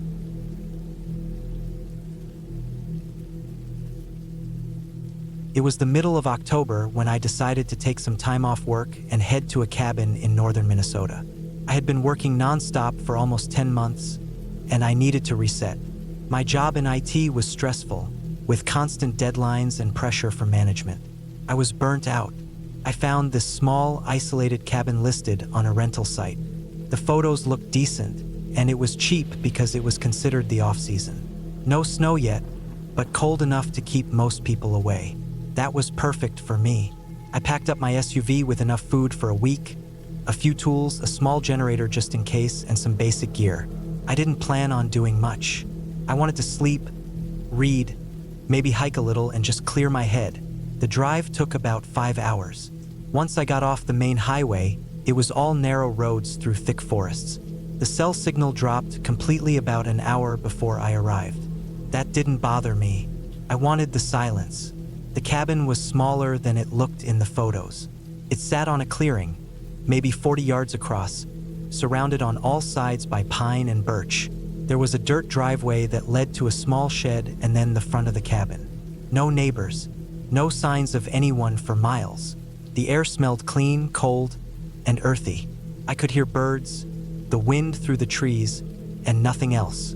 Felt good. Inside, the cabin was basic. One room with a twin bed in the corner, a wood stove, a kitchen area with an old gas oven, a sink connected to a water tank, and a small table with 2 chairs. The bathroom was an outhouse about 10 yards behind the cabin. There was also a small attic space, accessible with a wooden ladder, but it looked too low to stand in. I spent the first day settling in, cutting some firewood from the pile near the shed, and checking the gas lines and generator. Everything worked. I made myself a simple dinner and fell asleep early. That first night was peaceful. I slept better than I had in months. On the second day, I went for a short walk into the woods behind the cabin. I marked trees with red tape so I wouldn't get lost. The forest was thick, but not hard to move through. I didn't go far, maybe a mile out and back. On my way back, I noticed something odd. There were deep tire tracks leading into the woods, not far from the path I had taken. They looked fresh. I hadn't seen them the day before. At first, I didn't think much of it. Maybe hunters? Logging trucks? But there were no signs posted for hunting or logging, and I hadn't heard a single engine since I arrived. It made me feel uneasy. I walked around the area a bit, trying to find where the tracks led, but they just disappeared into the trees. I headed back to the cabin, trying not to overthink it. That night, I woke up suddenly. I didn't know what time it was, but it was still dark. The fire in the stove had burned low, and the air was cold. I thought I had heard something, a low crunch like someone stepping on frozen ground. I sat up and listened. Nothing. I told myself it was probably just a deer or some animal. I put more wood on the fire and went back to sleep. The next morning, I checked around the cabin. I found footprints, human ones. They were faint but clear enough. Someone had walked around the side of the cabin, near the back. I checked the shed. Nothing seemed missing.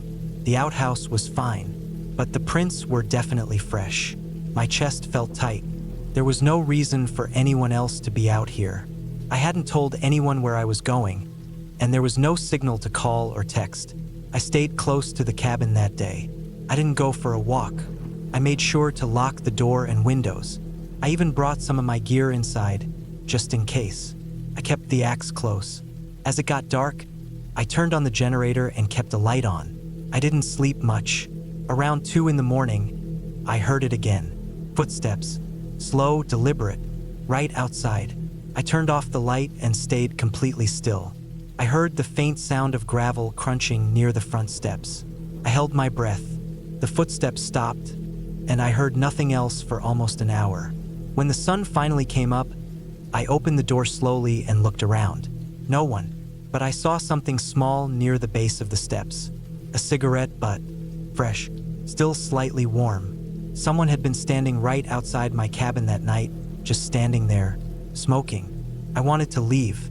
Every part of me told me to pack up and go, but something held me back. I didn't want to overreact. Maybe it was just a local, someone curious, maybe even harmless. I told myself I would give it one more night. I would stay awake, keep watch. If anything happened again, I would leave at first light. I didn't light a fire that night. I didn't turn on the generator. I sat in the dark, wrapped in blankets, with the axe next to me. It was cold and silent. Around midnight, I heard it. A car, slowly approaching. I hadn't heard any vehicles for days. I peeked through the curtain. Headlights cut through the trees. A black pickup truck pulled up just to the edge of the clearing and turned off the engine. The lights stayed on for a few seconds, then switched off. Total darkness again. I couldn't see anything else. I sat there, not moving, for what felt like hours. I didn't hear any doors open. No footsteps. Nothing. Just silence. I must have fallen asleep sitting up, because the next thing I knew, it was morning. The truck was gone. I walked down to where I saw it park. The tire tracks matched the ones I had seen in the woods. That was it. I packed everything. I didn't bother cleaning the place. I just grabbed my stuff, threw it into the SUV, and got out. I didn't stop until I hit the main road.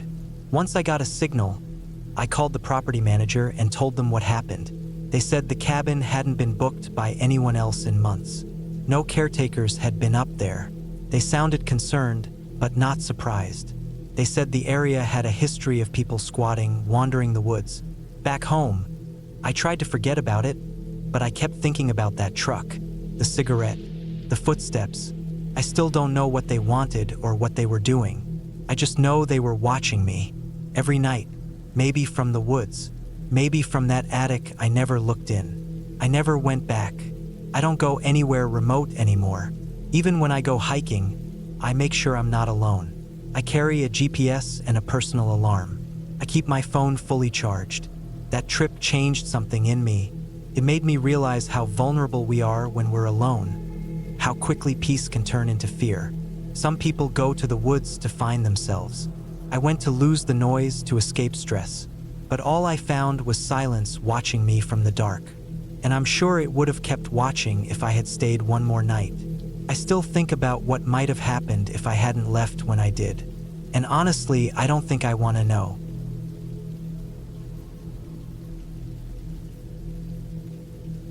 I had been planning a short solo break in the woods for months. Work had been grinding me down, and I felt like I was slowly losing my mind to the noise, to the screens, and to the daily loop of waking up, working, eating, and sleeping. I wanted something quieter. I wanted to be alone, really alone. So I booked a small off-grid cabin tucked deep in the woods of northern Michigan. It was an old hunting cabin, listed online by some older guy who didn't live there anymore but claimed it still stood strong. The photos looked rough but charming. One room, with stove, outhouse in the back. A small river about 100 yards away. The place had no electricity, no running water, and no cell signal. Sounded perfect.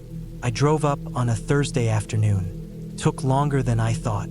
The last hour was all dirt road, and not the well-maintained kind. My tires kicked up so much dust that I had to stop twice to clean the windshield. As I got closer, I saw fewer homes. Then no homes at all. Just trees. Endless trees on either side, closing in tighter the deeper I went. When I finally reached the cabin, it was exactly as described. Weathered wood, sagging roof, thick forest surrounding it on every side. No driveway, just a small patch of flattened grass where people must have parked before. I shut the engine off and sat for a minute, just listening. There was nothing. No birds, no breeze, no bugs, just this deep, still quiet that pressed into my ears. I grabbed my backpack and sleeping bag and headed inside. The door creaked like something out of a movie. Inside, the cabin smelled like old wood and ash. There was a small table with 2 chairs, a rusted old stove in the corner, a cot against the far wall, and not much else. The one small window faced the trees. The silence inside was heavier than outside. I spent the first few hours unpacking, setting up the cot with my sleeping bag, and gathering some firewood I found in a pile behind the cabin. The forest around me was thick with pine and birch. It was beautiful, but it also felt dense. The way the trees grew so tightly together made it hard to see far. Shadows fell early. That first night was uneventful. I lit a fire in the stove, made some instant noodles, and read by headlamp until my eyes got too tired. It was cold, but not unbearable. The wind outside picked up a little, and every now and then I heard a creak or a thump on the roof. Probably branches or pine cones falling. I told myself it was normal. I woke up around 3 a.m. to a sound I couldn't place. It wasn't loud, but it was strange. A kind of rhythmic tapping. At first I thought maybe it was water dripping onto something, but the sound was too steady, too even. Came from outside, on the side of the cabin near the back. I laid still in my sleeping bag and listened, heart beating faster. Tap, tap, tap. It lasted about 5 minutes, then stopped. I didn't move. I kept staring up at the dark ceiling until I finally drifted off again. The next morning, I walked around the cabin. I looked at the spot where I thought the sound came from, but saw nothing unusual. Just leaves, dirt, and some roots sticking out from the ground. I tried to forget about it. Maybe it was a branch hitting the side of the wall in the wind. That day, I hiked toward the river and followed it for a mile or so. I found a small rock ledge and sat there for a long time, just listening to the water. I didn't see any animals. No deer, no squirrels, not even birds. It was like everything had gone quiet. Later that afternoon, I got the feeling that I was being watched. It happened just as I was heading back to the cabin. I couldn't see anything. There was no sound, but I kept turning around, expecting to see someone standing there. No one ever was. That second night, I built a bigger fire. I didn't want to be cold again. I also moved the cot closer to the stove. I lay there for hours, just staring at the wooden ceiling, feeling that same strange tension in the air. At some point, I must have fallen asleep. I woke up again around 3:10 a.m. This time, the sound was different. Still outside, still steady, but instead of tapping, it was more like scraping. Long, slow scrapes across the wood siding of the cabin, from one end to the other, then silence, then again. I sat up and turned on my headlamp. The inside of the cabin looked the same. No signs of anything unusual. I didn't have any kind of weapon, but I grabbed the axe I'd used earlier for firewood and just held it across my lap. I didn't sleep again that night. By morning, I was exhausted and jumpy. I walked outside slowly, scanning the trees. There were faint scratch marks on the siding, very faint, like something had dragged sticks or claws along it. I touched the marks. They weren't deep, but they were real. That morning, I seriously considered leaving early, but I'd only booked 3 nights, and I told myself I could handle one more. Maybe it was some kind of animal, a raccoon or porcupine, something small. I stayed busy chopping more wood, cleaning out the stove, and trying to fix a draft coming through the window. The third day passed quietly. No signs of anything. The sun went down fast. I sat by the fire inside, listening to it crackle. I didn't read. I just sat. That night, the sound didn't come at 3 a.m. Came earlier. I was still awake when I heard it. A heavy thud on the roof. Then another. Then silence. Then a dragging sound. Something moving across the roof, slowly. I grabbed the axe again and turned off my headlamp. I didn't want to draw attention. I just sat in the dark, listening. My breathing was loud in my ears. Every creak of the roof boards above felt like it was right over me. The dragging stopped. Then silence. Then the tapping came back. But this time it wasn't outside the wall. It was on the window. Tap, tap, tap. I didn't move. The window had no curtain. I didn't want to look. I sat frozen for what felt like an hour. Eventually, the tapping stopped. I waited longer before turning my headlamp back on. Morning came slow. When the light finally started coming through the trees, I stepped outside. I walked around the cabin. There were no footprints, nothing on the roof, but there were smudges on the glass of the window, oily like fingerprints, but not quite human. I packed up right then, threw everything back in the car and didn't bother cleaning the place up. I didn't even check the outhouse one last time. I just drove. The entire hour-long dirt road stretch, I didn't stop once. I didn't look back, not even when I thought I saw something in the side mirror, standing at the edge of the trees. When I got back to the city, I didn't tell anyone. What would I say? That something tapped on my window at night? That the woods felt wrong? But here's the thing. A few weeks later, I got a message from the guy who rented out the cabin. He asked if I had left the place in a hurry. I said yes. He didn't ask why, just said he had decided to take the listing down. Said he might tear the place down altogether.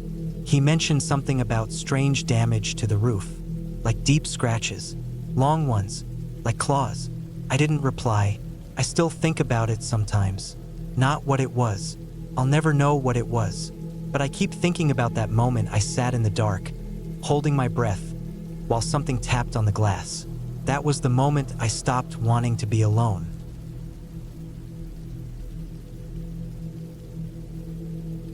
I never thought I'd be the kind of person to rent a cabin in the woods alone. I'm not even the adventurous type. But last year, around late October, something in me just snapped. I had been working nonstop for over a year, late shifts, weekend calls, tight deadlines, no real breaks. I felt burnt out, tired of the noise and lights and fast-moving life around me. I lived in a small apartment above a gas station in a busy part of town, and the constant sound of cars and shouting had started to wear me down. I didn't have many friends, and I wasn't close to my family. So when I finally got a week off, I figured I'd do something different. Something quiet, peaceful. I looked online for remote cabins I could rent that were deep in the woods. Somewhere with no cell service, no internet, just trees and silence. I didn't want anything fancy, just a roof, a bed, a working bathroom, and maybe a fireplace. I found a listing on a small website I'd never used before. It wasn't Airbnb or anything like that. It was more like a local message board. The ad said, "Remote cabin, no neighbors, full privacy, safe." It had a few grainy pictures, nothing special, just a plain wooden cabin surrounded by trees. I called the number listed, paid in advance through a payment app, and got a confirmation text with directions. It was about 4 hours from my city, and the guy told me to follow a dirt road past the last gas station for about 12 miles. Then turn off at a wooden sign that just said, "Birch Trail." The drive up was quiet. After I passed the last stretch of paved road, I didn't see another car. The trees started to get thicker and my signal dropped. The only sound was the crunch of gravel under my tires and the hum of the engine. After a while, I found the wooden sign. I turned down a narrower trail, more like a worn path than a real road. It took me about 20 more minutes to finally reach the cabin. It looked just like the pictures. Small, square, and simple. One front step, a crooked porch, and a thick metal door. There was no one around, no cars, no signs of life. Just trees. I parked a few feet away, grabbed my bag, and went inside using the key that had been left under a rock beside the step. The inside was bare but functional. A twin bed with a scratchy wool blanket, a tiny kitchen with a propane stove, a table with one chair, a small bathroom, and a fireplace with a stack of logs next to it.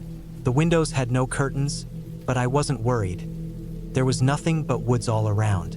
The first 2 days were peaceful. I'd wake up, make coffee, sit on the porch, and just listen. I brought a few paperbacks, some snacks, and a small cooler of food. I went on short walks along the nearby trails. I didn't see a single person, not even in the distance. The quiet was strange at first, but it started to feel nice. No phone buzzing, no one knocking at my door, just the sound of wind and birds and leaves rustling. By the third night, though, something felt different. I don't even know how to explain it clearly. It was just a shift in the way the air felt. Heavier, maybe, still quiet, but not the same kind of quiet. I went to bed early that night, but I didn't sleep well. I kept waking up every hour. I couldn't hear anything outside, but I had this strange sense that something was out there, watching. I chalked it up to nerves. Maybe I wasn't used to this much isolation. Maybe my brain was just making things up because I was alone in the middle of nowhere. But the feeling didn't go away. The next morning, I noticed something weird. There were boot prints outside the cabin, muddy ones, leading up to the porch. I hadn't walked through any mud, and I always left my shoes inside. These weren't mine. They were larger, wider. At first I thought maybe they were old. Maybe the owner had come by recently, or maybe they were from a hunter passing through. But they looked fresh, and they weren't there the day before. I didn't want to panic, so I just cleaned up around the porch, kicked some dirt over the prints, and went on with my day. But I didn't go for a walk that time. I stayed close to the cabin and kept looking out the windows. I still didn't see anyone. That night, I made sure the door was locked, shoved one of the logs from the firewood pile under the doorknob, and pulled the chair in front of it too. I kept the lights off and went to bed early. But I didn't sleep. At around 1 a.m., I heard it. It was slow, steady crunching, footsteps on gravel or dry leaves, moving around the cabin. Not fast, not loud, just soft enough that it could have been an animal, but also steady enough that it felt like someone walking in a slow circle. I held my breath and stayed completely still. The footsteps stopped for a while, then I heard something brush against the wall, like a hand sliding across wood. I didn't move. I stayed frozen in that bed, barely blinking. I didn't hear anything else after that. I must have eventually dozed off because I woke up to sunlight. I ran outside to check. There were more prints, circling the entire cabin, and stopping just below the small window by the bed. I should have left then. I should have packed up and driven home, but for some reason I didn't. I told myself I was overreacting, that it was probably a hiker, or maybe even a ranger checking the place out. But something deep down knew that wasn't true. I hadn't seen anyone in days. No other cars, no tire tracks, no signs of other people. I stayed one more night. That was the worst mistake of my life. I didn't sleep at all. I sat up in the bed with the log next to me, a kitchen knife in my hand, and every light turned off. I kept checking the windows, trying to stay hidden. At around midnight, I heard the crunching again, slower this time, pausing between each step. Then the sound of something dragging along the porch, like a stick or a bat being scraped over wood. I wanted to look, but I was too scared to go near the window. Then something knocked, just once, slow, hard. A single knock on the metal door, then nothing. I stayed up until the sky started to brighten. As soon as I could see clearly, I grabbed my stuff, ran to my car, and drove out of there without even locking the door behind me. I didn't stop until I hit pavement again, and even then I didn't relax until I saw other cars. I drove straight home and didn't look back. I tried to tell myself I imagined some of it. Maybe it was just some harmless hiker who got curious. Maybe it was just a weird coincidence. But 2 days later, I checked the listing again on the same website to warn others. The post was gone. Not just taken down, completely wiped, like it had never been there. I tried calling the number that had texted me the directions, but it didn't go through. I searched the payment app for the contact and found the transaction. The account had been deleted. That's when I really started to feel sick, like I had just walked away from something way worse than I could understand. I started to wonder, what if I hadn't woken up that night? What if I had gone outside to check?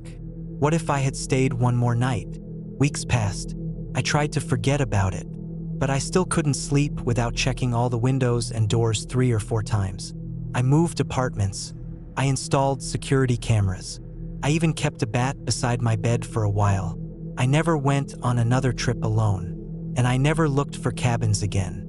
Then, about 2 months later, I got a package. No return address, just a small brown box with my name and apartment number, written in shaky handwriting. Inside was a single item, a boot print, cut clean into a piece of dried mud, wrapped in cloth. No note, no message, just that. I moved out the next day and never stayed anywhere remote again.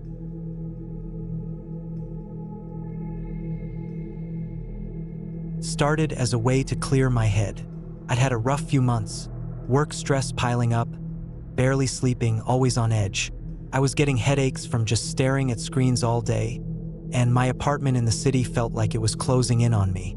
Every corner reminded me of things I was behind on. I felt like I hadn't taken a real breath in weeks. One night, after lying awake until 3 in the morning, I finally made up my mind. I was going to get away. No phone, no internet, no people. Just trees, fresh air, and maybe some quiet. I found the cabin online through a listing that promised total seclusion and simplicity. It was a simple wooden place tucked deep into the mountains of northern Montana, about a 6-hour drive from where I lived. The ad said it had running water, a small kitchen, and solar-powered lights. That was enough. I booked it for 5 nights. I didn't tell anyone. I just packed up my things the next day, threw my duffel bag and some food into the car, and left the city behind. The road to the cabin started normal enough, paved and winding, lined with pine trees. After a couple of hours, the GPS led me onto smaller roads, then dirt roads, then something that barely qualified as a path. It wasn't until I drove over a narrow wooden bridge that I realized how far I'd gone. There were no signs, no cell signal, no cars. Just the sound of gravel crunching under my tires and the forest pressing in close from all sides. I reached the cabin in the late afternoon. It was even more isolated than I imagined. No nearby houses, not even a fence. Just this one small cabin sitting in a clearing surrounded by dense woods. It had a wraparound porch, a tin roof, and a little chimney puffing smoke from the fireplace that had been lit before I got there. The key was under a rock by the door, just like the email said. Inside, it was small but clean. A cot in the corner, a tiny kitchen, a table, and a single rocking chair by the fireplace. That first night was the first full sleep I'd had in a long time. The kind where you wake up not even sure what day it is. There were no cars, no sirens, no neighbors yelling through the walls. Just silence. I made some eggs on the gas stove, drank coffee on the porch, and didn't check my phone once. I couldn't if I wanted to. The next couple of days were the same. I read a book, took walks into the woods, gathered firewood, sat out at night staring at the sky. I felt like a different person. I even started to think about how I might be able to do this more often. Take breaks from everything and just breathe again. But then, on the third night, something strange happened. I had just gone to bed after putting more logs on the fire. It must have been close to midnight. The room was warm, the wind outside had picked up a little, and I was almost asleep when I heard it. It wasn't loud, just a light tapping on the wall. Not the window, the wall, like the tip of a finger or a small stick tapping gently. One tap, then another. I sat up slowly, heart thudding, straining to hear it again. But it stopped. I figured it was a branch swaying in the wind or maybe an animal. Nothing to panic about. The place was surrounded by trees, and animals were bound to brush up against the walls at night. I told myself not to be stupid and lay back down. The next morning, I went outside and walked around the cabin. There were no branches close to the wall, nothing leaning up against it. But in the dirt just below the far side window, I saw footprints. Not boot prints, bare feet. They were small, not like a child's feet, but not big enough for an adult man. I stared at them for a long time, standing there with the cold morning air cutting through my shirt. The ground was too dry for rain to have made them, and they weren't old. They were sharp, like they'd been made just the night before. I went back inside, locked the door, and stayed there most of the day. I told myself it must have been from someone before me. Maybe they'd walked around barefoot. Maybe the prints hadn't washed away yet. I tried to focus on my book, but I couldn't stop glancing out the windows. That night, I kept the lights on. The fireplace flickered quietly, and I stayed in the rocking chair instead of lying in bed. Around midnight again, I heard the tapping. Same wall. This time, it was more deliberate. 3 quick taps, then silence, then a long, slow drag sound across the wood. I froze. I didn't even breathe. Just sat there in the chair, eyes wide, staring at the door. Then another tap, this time closer to the front. My brain screamed at me to do something, but my body wouldn't move. I felt like I was being hunted, like something outside knew I was awake, watching, listening. I finally forced myself to get up and walked quietly to the window. I didn't turn off the lights inside, so all I could see in the glass was my reflection. I reached up slowly and clicked the switch off. My eyes adjusted, and then I saw it. A figure, standing just at the edge of the tree line. Still, not walking, not swaying, just standing. I couldn't make out any details, only that it was there. It was too far to see the face, but I could feel it watching me. It didn't move, didn't make a sound. I stepped back, locked every window, shut the curtains, and grabbed the only thing I had, a fire poker from beside the stove. I stayed up until dawn, pacing the cabin, heart hammering. When the sky turned gray, I finally opened the door and stepped out. The figure was gone. I walked all the way to the trees where I saw it and checked the ground. Footprints, bare again, fresh. I decided I was leaving. I didn't care about the rest of the stay or the refund. I packed my bag, got in the car, and drove. Or at least I tried to. The car didn't start. Battery was dead. That didn't make sense. I hadn't left the lights on. The engine had been fine the whole way there. But when I turned the key, there was only a weak clicking noise. I popped the hood, checked the terminals, wiped them clean with my sleeve, tried again. Nothing. I couldn't call anyone. No signal. No landline. No one even knew I was out there.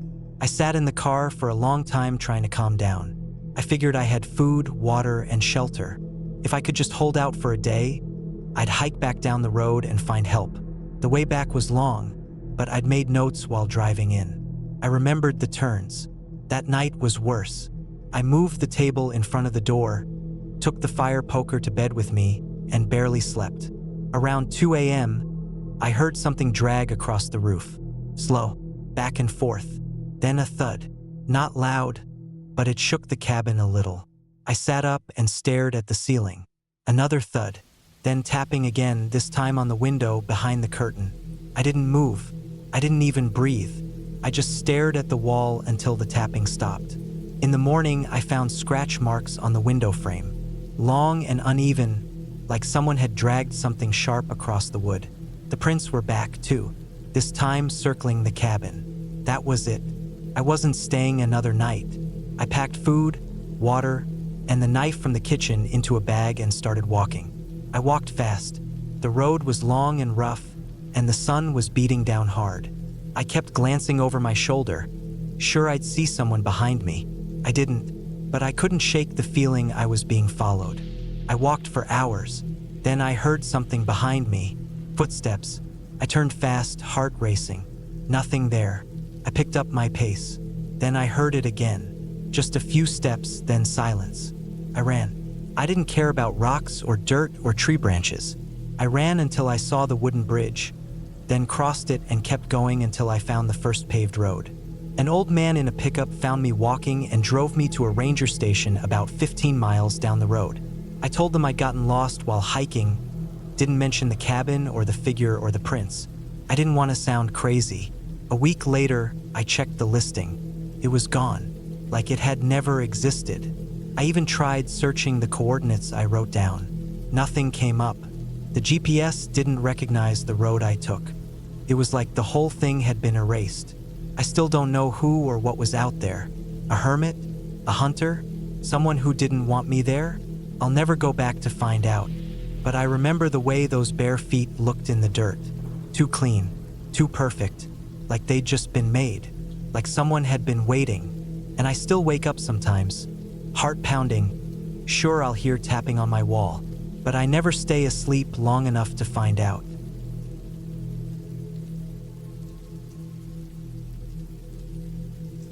I don't really like to talk about that weekend, but sometimes when I'm lying in bed and the world gets too quiet, it all comes back, like a movie playing in my head. Every sound, every smell, every damn detail. I had gone up to that old cabin to get away for a while. Work had been driving me crazy, and I needed somewhere quiet to reset. I had found the place online. It was a simple one-bedroom cabin tucked away in the middle of a forest in northern Idaho, surrounded by miles of trees, dirt roads, and silence. The photos made it look peaceful, secluded. No neighbors, no traffic, no cell signal. That was exactly what I wanted. I arrived on a Friday afternoon, sometime around 3 p.m. The dirt road leading to the cabin was rough, full of dips and loose gravel. My SUV kicked up clouds of dust that lingered behind me in the rearview mirror. I drove slower than usual, careful not to pop a tire or break anything. The trees got denser the farther I went, and after a while, it felt like I was driving through a tunnel made of pine and fir. The air smelled fresh, a mix of pine needles and cold earth. When I finally pulled up to the cabin, I turned off the engine and just sat there for a minute. It was quiet, almost too quiet. No birds, no wind, nothing, just stillness. The cabin looked just like the photos. Small, old, and made of rough-cut logs. The roof looked patched in places, but it seemed solid. There was a front porch with a single wooden chair and a rusted-out lantern hanging from a hook.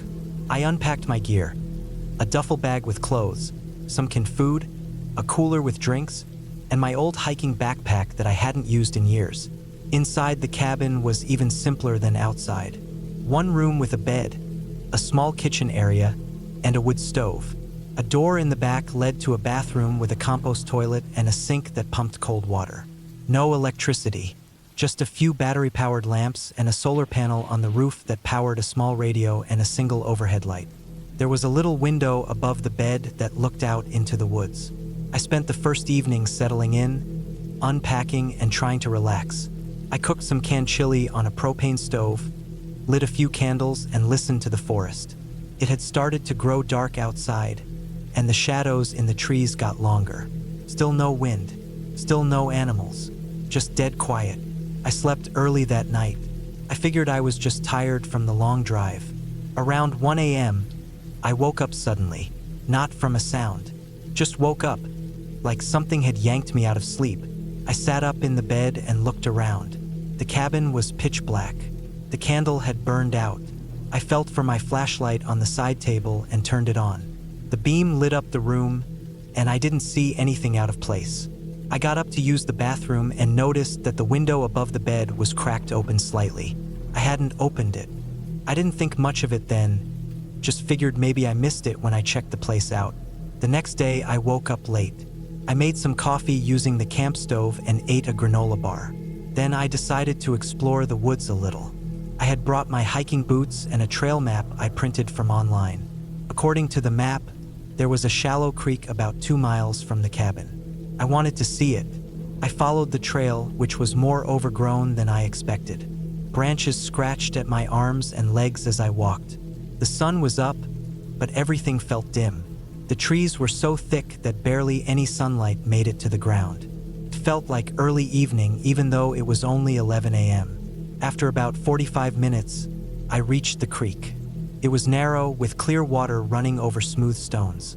I knelt to take a photo, and that's when I noticed footprints. Bare footprints, on the muddy bank, leading up from the water into the woods. They looked fresh. The edges weren't dried or cracked. I stood up and looked around, suddenly feeling exposed. I hadn't seen anyone else since I arrived. No tire tracks, no hikers, nothing. Just me and those prints. I followed them with my eyes, but they disappeared into the brush. I didn't follow them. Something told me not to. I just backed away, turned around, and walked quickly back toward the cabin. Every so often, I would stop and listen. Still no wind, no birds, no insects. Just my own breathing and the crunch of twigs under my boots. When I got back, the cabin door was open. I had locked it. I was sure of that. I always lock up out of habit. My stomach dropped. I stepped inside, heart pounding. Nothing looked out of place. Nothing was missing. But on the table, there was a single pine cone. I hadn't brought that in. That night, I didn't sleep well. I kept the flashlight in my hand under the blanket and listened. I thought about leaving, but I didn't want to drive those dirt roads at night. So I stayed up, eyes on the door and window. Around 2:30 a.m., I heard something, a soft tapping, not on the door, on the side wall. Tap, tap, tap. I held my breath. Then it moved. Tap, tap, tap, this time near the bathroom. Then silence. I didn't dare move. I just lay there, muscles locked, until I saw the first light of morning coming through the trees. The third day, I made the decision to leave. I packed up my gear, loaded the SUV, and locked the cabin one last time. But as I was about to get in the car, I noticed something on the side of the house. Scratches. Long, deep scratches running along the wood, as if someone had dragged a knife or a rock across the logs. They weren't there before. I got in and drove.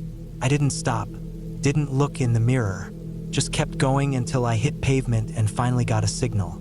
I called a friend and told them I was cutting the trip short. I didn't explain. Weeks later, I tried to find the listing online again. It was gone. No trace of it. No address. Nothing. I still have the photo I took of the creek. If you zoom in, you can just barely make out the footprints. That's the only proof I have that any of it happened. I haven't been back to the woods since, and I never will, because I don't think I was alone out there. And whatever was out there, it wasn't just passing through.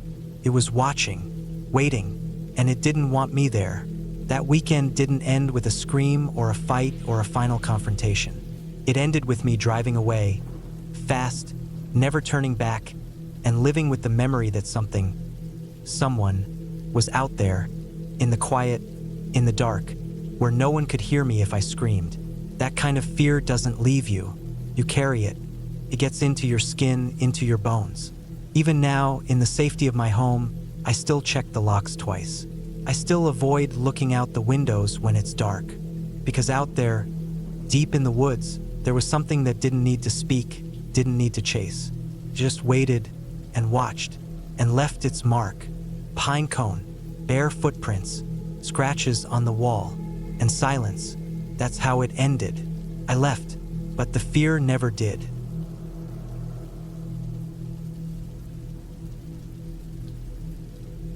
It was supposed to be a quiet weekend away from everything. I had been feeling burnt out for months. Work, city noise, stress from bills, relationships, everything. I just needed silence. So I booked this isolated cabin way up in the northern woods, a couple of hours' drive from the nearest town. It looked perfect online. No internet, no neighbors, and surrounded by nothing but trees, hills, and old dirt roads that barely showed up on maps. I arrived on a Friday afternoon, the sky just starting to lose its color. The drive up the narrow gravel road was slow and bumpy. Thick forest on both sides made the path look even darker than it was. I had to stop a few times to make sure I hadn't taken a wrong turn. But when I finally saw the cabin through the trees, I felt a small wave of relief. It was small, built from dark wood, and looked like it hadn't been touched in years. But it was clean inside, and all I needed was there: bed, bathroom, small kitchen, a fireplace, and an old wooden table with 2 chairs. I unpacked, lit a fire in the fireplace, and made a simple meal. It was so quiet that night. I could hear the creaking of the cabin's walls every time the wind moved. I didn't mind. I actually liked it. That night, I slept better than I had in months. The next morning, I woke up early. The air was cold and crisp. I stepped outside and could hear birds, branches cracking in the wind, and nothing else. I made coffee, sat on the small porch, and watched the trees move. I didn't check my phone once. There was no signal anyway. By midday, I decided to take a walk. The forest was thick and wild, but there were narrow paths crisscrossing through the trees. I didn't bring much, just water, a small folding knife, and a basic paper map of the area. I wasn't planning to go far. But after walking for an hour or so, I came across something odd. It looked like an old, collapsed wooden shack deep in the woods, maybe half a mile from my cabin. The roof had caved in, and the walls were leaning in strange directions. There were rusted metal tools on the ground and broken pieces of furniture. It looked like it had been abandoned for decades. Something about it felt off. Not creepy in a ghost story way, just wrong, like it didn't belong there. I took a quick look around, didn't see much, and left.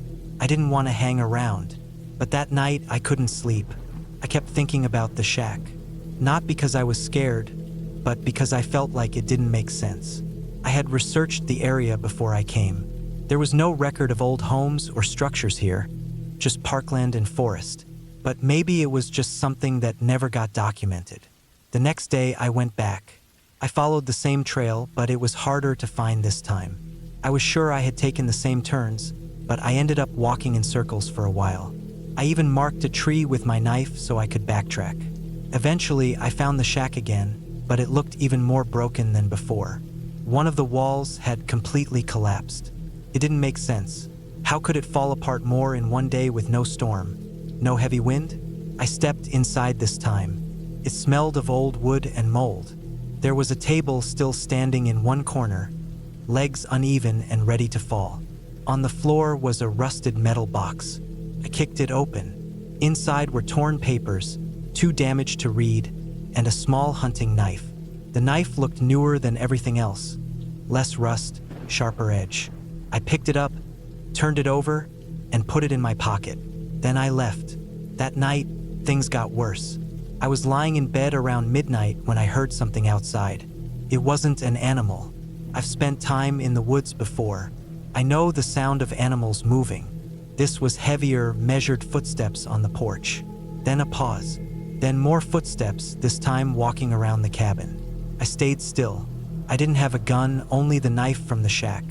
I reached for it and stayed quiet, listening. Whoever or whatever was out there didn't knock, didn't try the door, just walked slowly around the building. After a few minutes, the sound stopped. I waited another hour before I moved. Then I finally got up and checked through the window. Nothing, just dark trees and shadows. But I knew I hadn't imagined it. The next morning, I saw faint boot prints in the dirt around the porch. I told myself it was maybe a hunter who had gotten lost. But deep down, I didn't buy that. There were no signs of vehicles, and no reason for anyone to be wandering that deep in the woods.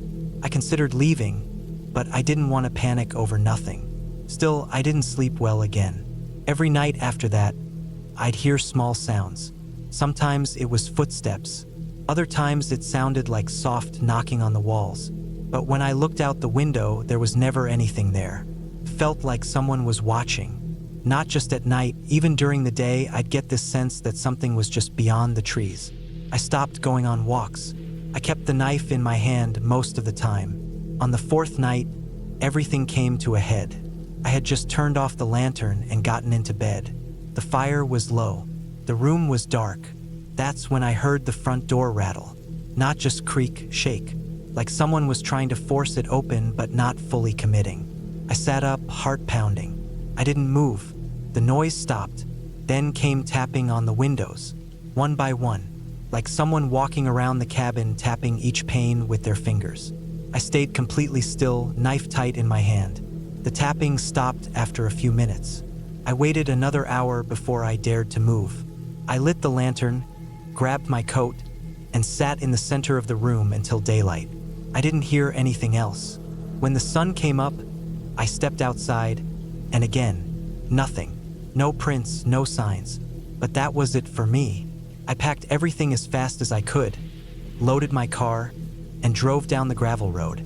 I didn't stop until I hit paved roads again. I drove straight home. A week later, I reported what happened to the property owner. He said nobody else should have been up there. He didn't live nearby and rarely checked the place. I asked if he knew about the old shack. He didn't. Claimed there was nothing like that nearby. I still think about that place. The cabin was real. The shack was real. The sounds I heard every night were real. But I'll never know who was out there in the woods with me. Maybe someone lived out there, completely off the grid. Maybe they didn't like visitors. Maybe I just got too close to something I shouldn't have found. I never went back. I deleted the listing from my favorites. I still camp sometimes, still hike. But I stay far away from places that promise total isolation. I need to know there are people nearby now, just in case. Because sometimes the scariest thing isn't ghosts or monsters. It's people. Real people living in the shadows, watching, waiting. And you don't see them until it's too late.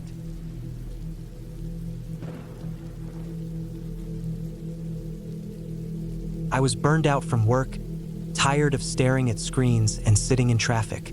So I took a week off and booked a cabin deep in the woods of northern Michigan. It was a small place, just a few miles from the Canadian border, with no cell signal, no Wi-Fi, and barely even a radio station. That was the point. I wanted to disconnect from everything, from work emails, from phone calls, from people. I wanted silence. I wanted to be alone. The cabin was owned by a guy I found through a forum. He said it was used mostly by hunters and that it wasn't anything fancy. That was fine by me. I packed a duffel with clothes, food, a few paperback books, a flashlight, and a small camp stove just in case. I left at dawn and reached the turnoff road around mid-afternoon. It was dirt and full of potholes, twisting deeper into the trees with every mile. The further I went, the more it felt like I was leaving the world behind. The cabin sat on a small clearing, just wide enough to let in the sun. It had a slanted tin roof and dark logs chinked with faded gray mortar. There were 3 wooden steps leading to a porch and a door that looked like it had been there for 100 years. A single window stared out from the front. Inside, there was one main room with a bed, a table, 2 chairs, a wood stove, and a tiny kitchen area with a hand pump for water. There was an old outhouse about 50 yards into the trees. No electricity, no running water, no signal. Perfect. The first day was quiet. I set my things down, opened all the windows, and aired the place out. I built a fire in the stove to knock out the damp. That night, I read until the light faded, then lit a lantern and listened to the woods outside. It was the kind of silence you forget exists when you live in the city. I could hear the wind through the trees, the snap of branches, the calls of distant animals. The second day, I went for a hike. There were deer trails all over, and I followed one until I reached a small stream. I sat there for an hour, just watching the water move. When I got back to the cabin, I made some instant noodles and sat on the porch, sipping coffee and staring into the woods. That night, the wind picked up. The trees moaned and creaked, and something thumped against the side of the cabin. I figured it was a branch. On the third day, I noticed something strange. It wasn't big, just a small thing. When I woke up and went outside to use the outhouse, I saw tracks in the soft dirt around the porch. They weren't boot prints. They looked like bare feet. They weren't big enough to be a man's, but not small enough to be a child's either. Medium-sized. The toes were splayed, the arches deep. I crouched down and looked closer. They were fresh, maybe from that morning. I told myself it was nothing. Maybe someone else was out here. Maybe another hunter. Maybe a hiker. Maybe they got lost. Still, it bothered me. I hadn't seen another soul since I turned off the highway. No cars. No people. No sounds of planes or far-off traffic. Just woods. That night, I locked the door. I bolted it and propped a chair under the knob. I even moved the table in front of it. I felt silly doing it, but it made me feel better. I left the lantern burning and read until late. The wind was strong again, and I heard more thumping against the walls. Around 2 in the morning, I heard something scrape against the window. Not hard, just a faint, slow drag. I froze. I didn't move for 10 minutes. I waited, listening. Eventually, it stopped. In the morning, I checked the window. There were smudges on the glass. Long, thin smears, like something had run fingers across it. No footprints below it, just the same soft dirt, stirred up in places. I didn't go for a hike that day. I stayed near the cabin. I kept looking over my shoulder. I started to hear things. Quick rustling. Snaps of branches that didn't match the rhythm of the wind. A kind of low hum that seemed to drift from the trees, like someone talking far away. By the 5th day, I was a mess. I hadn't slept much. I barely ate. I kept checking the window every 10 minutes. I kept thinking about the prints. They came back every night. More of them, sometimes circling the cabin, sometimes leading toward the woods. I didn't know what to do. I had no signal, no GPS, no radio. I was alone. That night, I heard footsteps on the porch. Slow, deliberate. I killed the lantern and sat in the dark, holding the flashlight like a weapon. The footsteps moved along the edge of the wall. Then they stopped. I heard breathing, low, just beyond the door. I didn't move. I didn't blink. Then I heard the sound of the doorknob turning. First gently, then harder, then shaking. The bolt held. The chair held. The table didn't move. After a few minutes, it stopped. Silence again. I waited until dawn to move. When the sun came up, I opened the door and looked outside. The prints were back. This time, they were pressed deep into the wood of the porch. Whoever it was had stood there for a long time, watching, waiting. I packed. I didn't eat. I didn't clean. I stuffed everything into the duffel and left. I didn't even check the back of the cabin. I just walked to the truck and left. I didn't breathe right until I hit the highway. I didn't stop driving until I saw a town. A week later, I got an email from the owner. He thanked me for staying, said I left the place tidy, said the woods were beautiful that time of year. He ended the message with one sentence that made my skin crawl. Sorry about the footprints. They always show up this time of year.